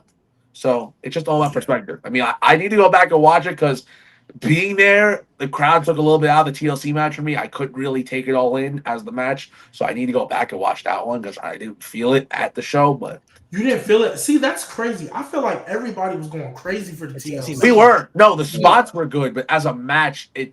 Oh, yeah. Because, I mean, it's fucking 12 people in there. It's going to be... Yeah, it felt like 5 spots. Technically, it was 16 because you had 3 women and Rowan show up. So that's 16 people all in the little ring.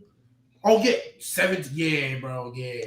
But, like, I felt like they had the opener and that, and then they just died for Becky Lynch and Lyra. They were like, yeah, we're going to... The crowd... Okay, I will say the problem was they were trying to do their own shit. Like, they were trying to do the wave, like, in... Yeah. I just saw this on TikTok. Not only in the top section, they were doing it in the bottom sections as well, but separately. They kept chanting 3, and then they would chant, "You suck," not at the talent, at a section because they stopped doing it. And literally there was for 20 minutes. And it's like, why? Like, this match is good. I like what I'm seeing. Why are we booing this? Yeah, and apparently there was a fight in the crowd, too. They had to get the cops going. Yep. It's just there was someone in my section that got yelled at by security, and there was a whole chant and pop for it. Yeah. Like, it's 2025. Like, why are we doing this now? Like, it's not like 2018 where you bring in beach balls to the show. Like, come on, bro. Like, what are we doing? Yeah, it sucks. That match was actually pretty good. And that made me upset because I was like, bro, that crowd's so ass, bro. Like, this match is not bad, bro. Like, yeah, that match was... It wasn't their best one. I think the one that they had before that was better. But, like, still, it was still a good match. Yeah, the crowd, like, it was doing their own thing because that was the one time the crowd was just out of it completely. Everything else, they were pretty much in it. I know because it's an open stadium, sometimes the noise will go up and you won't really catch everything. But being there, I can promise you that was the one time I was like, yeah. Low key, I need them to stop. I need them to stop being in open stadiums. Like, one of these days, they're going to catch an open stadium and it's going to rain. One of these days. And if they get one where that doesn't close, you're fucked. Like, you're literally fucked. Oh, WrestleMania 37. Yeah. Yeah. They were able to put it back on. It didn't rain too long, though, so they were able to. Look, but they was in Tampa, though. That easily could have turned into we're going to have to do this tomorrow. Easily. Tomorrow will be crazy. Because it was already a 2-night. Bro, I had a dream one time I was younger. It was like, yeah, WrestleMania is canceled. We're doing it tomorrow. Come in at 6 o'clock. Let's go. That's crazy. They could do a double header. They'll have WrestleMania night 1 at 1 o'clock and night 2 at 7 o'clock. Hell, oh my god! I crash out, bro. In the same day, nah. Yo, I crash out. We're gonna go ahead and hop off, fellas. Aiden, appreciate you for coming through, man. Taking the time out of your day to come through the pod. Make sure you guys subscribe to the pod, to the actual podcast channel, No Name Wrestling, and subscribe to the channel as well to be updated with all the content and for the pod every week. We'll be back next week talking some little old school stuff, man. We're going to talk some 90s stuff next week. So make sure you guys tune in next week to talk some 90s if you're interested in that particular era. We're going to be diving into a variety of different topics of different things, wrestling related, some old school stuff, some different promotions to kind of be more flexible on the podcast. So please make sure you guys tune in for that. Make sure you guys hit the subscribe button. Join the G Maniacs. Join the G Maniacs. You know the number. Once again.